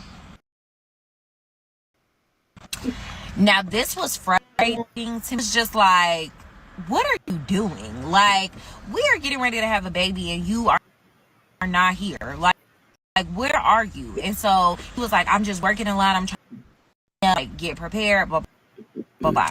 Red flag, but I'm young, I'm dumb, I'm naive, y'all. I'm starting to plan the baby shower, and I still have not met his family at this stage in the game. So the baby shower was excitement for two different reasons. One, because obviously it's the baby shower, but two, because I'm finally going to be able to like meet his family and spend some time with them and really kind of dig deep. I always feel like you can tell a lot about a person based off of their family and how they interact with them.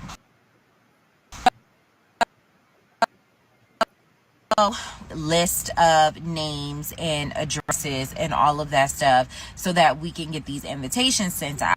And he was just dragging his feet on it, and I was getting frustrated. Like, the shower is in June, you playing, I need to get this stuff done, I need to have a head count of who is coming, and that type of thing, right? So he tells me that like, hey, my mom said that if you just got,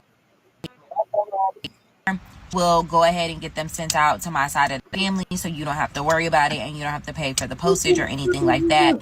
I can, get them to her. So I was like, well, I can drop them off after I put everything in the envelopes. And he was like, oh, no, I'm like very insistent. Get it, right? And all that stuff on there for me. So I said, okay. And I gave him the invitations that were designated for his family. So I my own and his side of the family invitation he took with them so that his mom could send those out. Meet me at the next part. Part 7 of how I dated a habitual likely changed my life. So baby shower invitations are calls and RSVPs coming back and forth of who all is coming. Okay, my number was on the RSVP, and so he was reporting back saying that he was getting RSVPs.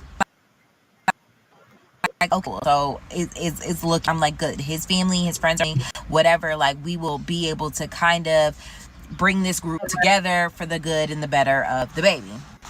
So baby shower rolls around, and my parents drive in from out of state, and they generally would have flew in. I bought my son room set. So this was around that Babies R Us was closing, and so my mom was finding good deals. So she bought my son a crib, a dresser, a rocking chair. She bought everything for the baby's room. Okay, but the issue was because Babies R Us was closing, she only could find it where she lived at, and so she ended up having to drive it all down. So they had like rented a trailer. My dad had a pickup truck, so they put everything in the pickup truck and in the trailer, and they drove it down. And when they got there, they wanted my baby daddy to help get all the stuff out of loaded and there's into the house. Now if you think about that Babies R Us furniture back in the day, it was a very good furniture. Like, it was very heavy and very sturdy. Like, my son still has his bedroom set 7 years later. So this stuff was really heavy, and at the time when they came, it was literally my mom, my 2 sisters, my brother, and my dad. And my brother was young. My brother probably was like 13 or 14 at this time, so he wasn't really like strong enough to really help get this furniture into the house. So to come and help bring the furniture in. So I'm calling him, because he was not there. He wasn't at the house when they got there. Calling. He's not answering. He finally answers and he's like, hey, I'm so sorry. Like, I wasn't able to answer. My grandmother passed away. We didn't know that she had passed away. She lived by herself. And my mom and them went over there because they hadn't heard from her and they found her dead. So he like, I'm just like, I have my phone, down because I'm trying to like manage my mom. Like, this is just my family right now is in shambles over my grandmother. So initially I was very frustrated. Like, initially I was getting ready to go off on him, but because he told me that his grandmother died and this was this extreme circumstance, like, obviously I have empathy, and I was just like, oh my God, I'm so sorry. Like, don't even worry about it. We will figure this situation out.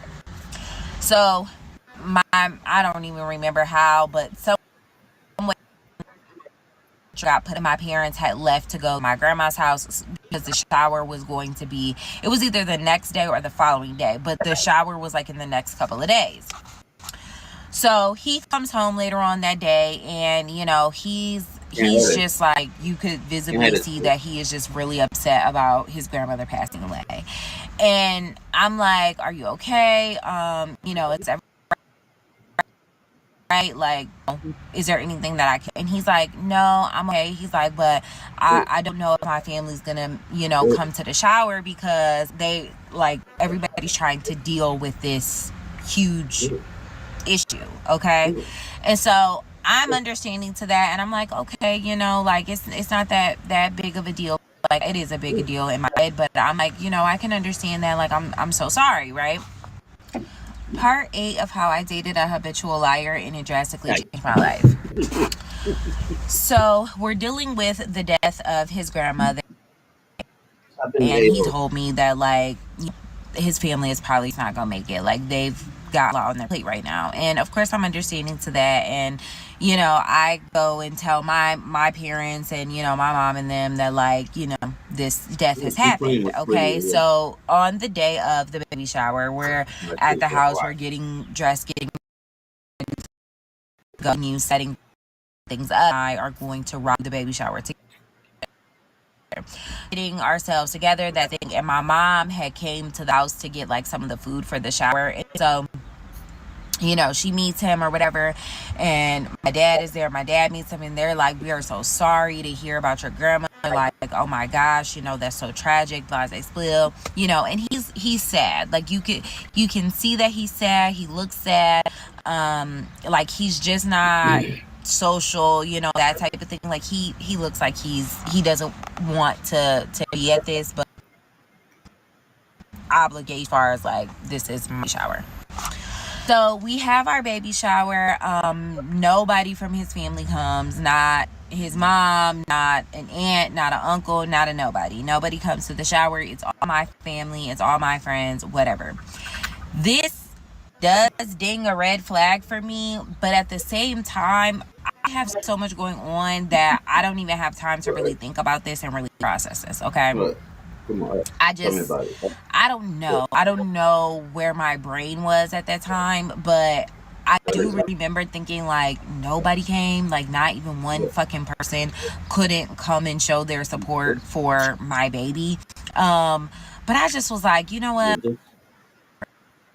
Some weird like that and not supportive people is how I just relate that to myself in my head.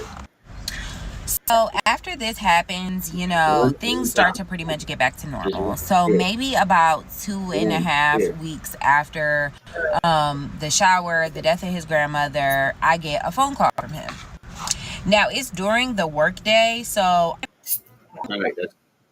at her reason, I might have been on bed rest, I think. But I'm home and he's at work, and he calls me and he says, hey, can you pick me up from work? Which, this is odd because he has a car. He drove himself to work. So I'm like, is everything okay? Like, did something happen with your car? And he's like, I just need you to pick me up.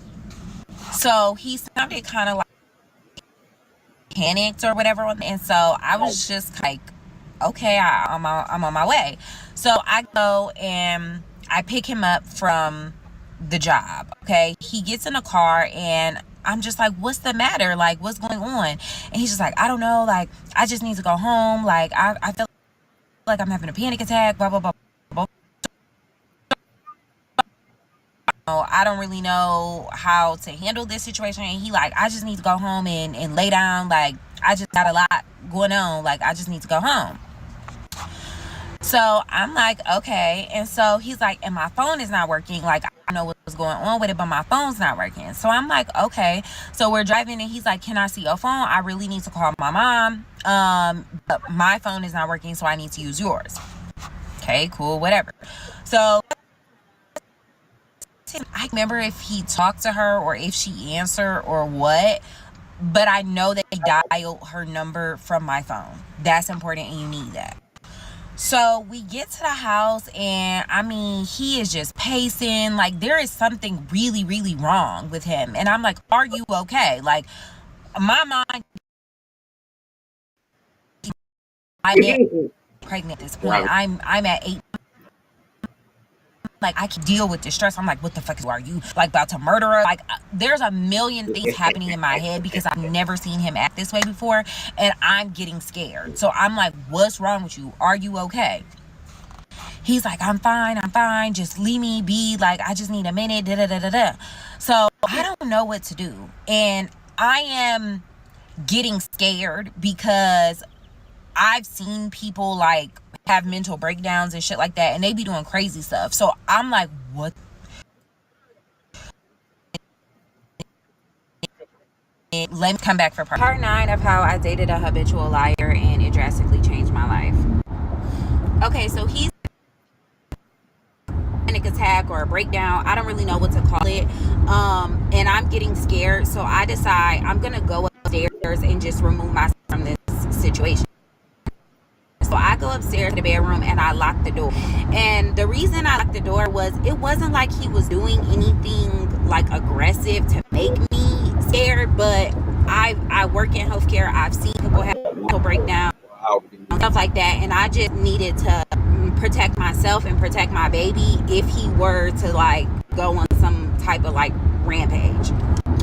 So because I'm panicking, I call my cousin. Now this is not the cousin that told me C-test. This is a different cousin. So I call her and she basically is like, okay, you need to stay where you are and I'm dropping what I'm doing and I'm coming to you right now. And she also was like, call his mom back since he used your phone. Like, call her back. Maybe she know what's going on. Maybe you could get an answer from her and figure out how to like get him to calm down.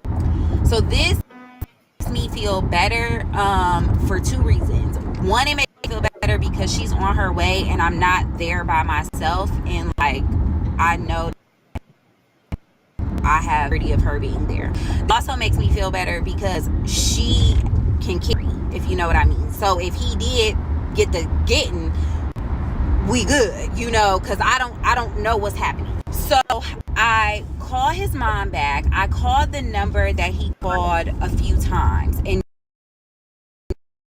called it like 2 times and there was no answer. I hang up and I leave her a voicemail and I called her a 3rd time. Now this 3rd time she picks up. So she picks up and I'm like, hi, how are you? This is Jasmine, friend. And he's having some type of meltdown or panic attack and I don't really know what to do. So she says, well, tell me what happened. Where is he? Blah, blah, blah. So I'm telling her he's downstairs. He called me to pick him up from work saying that he felt like he was like having a panic attack. I really don't know what to do. And I'm 8 months pregnant and I can't really deal with this right now. So as we're talking on the phone, there's a lot going on in her background. Like it sounds like there's kids crying and other people. So she says, can you repeat that? And I said, yes, I'm 8 months pregnant and he's freaking out and I really can't deal with this stress right now. Like, I'm on bed rest and I don't really know what to do. So she says, you're 8 months pregnant? I'm like, girl, yeah, didn't you just get the damn invitation for the baby shower? Like, yes, I'm 8 months pregnant. And so she says, by such and such. Bitch, yes, why do you think I'm calling you? Yes, by such and such. So she says, okay, honey, I'll call you back. And she hangs up. So now it registers in my brain. This woman did not know that I was pregnant. She don't know nothing about me at this point. She don't know that I exist. Okay. So now I'm even more freaked out because your mama don't know I'm fucking 8 months pregnant. I don't think that's his mom. So I get off the phone with her and I call my cousin who's on her way and I tell her what's going on. And she like, what do you want to do? I'm like, let's go to his mom's. So I'm like, I don't know where she live at. And she like, well, do you like have any idea how I can figure out where she live at? Cause he probably not gonna tell you where she live at if he ain't even told her that you pregnant. So now my thinking cap is on. Now I'm hyper focused and I need to figure this shit out immediately.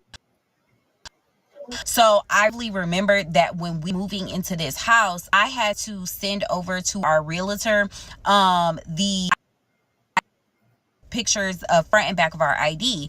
And on his ID, the address was different from the address that the bando was at. Okay, it wasn't the bando address on his license. It was a different address. So I said, there's a different address on this license. Maybe this is his mama house. Like, that's not uncommon. I had my license registered my house. She like, okay, on my way, I'm gonna pick you up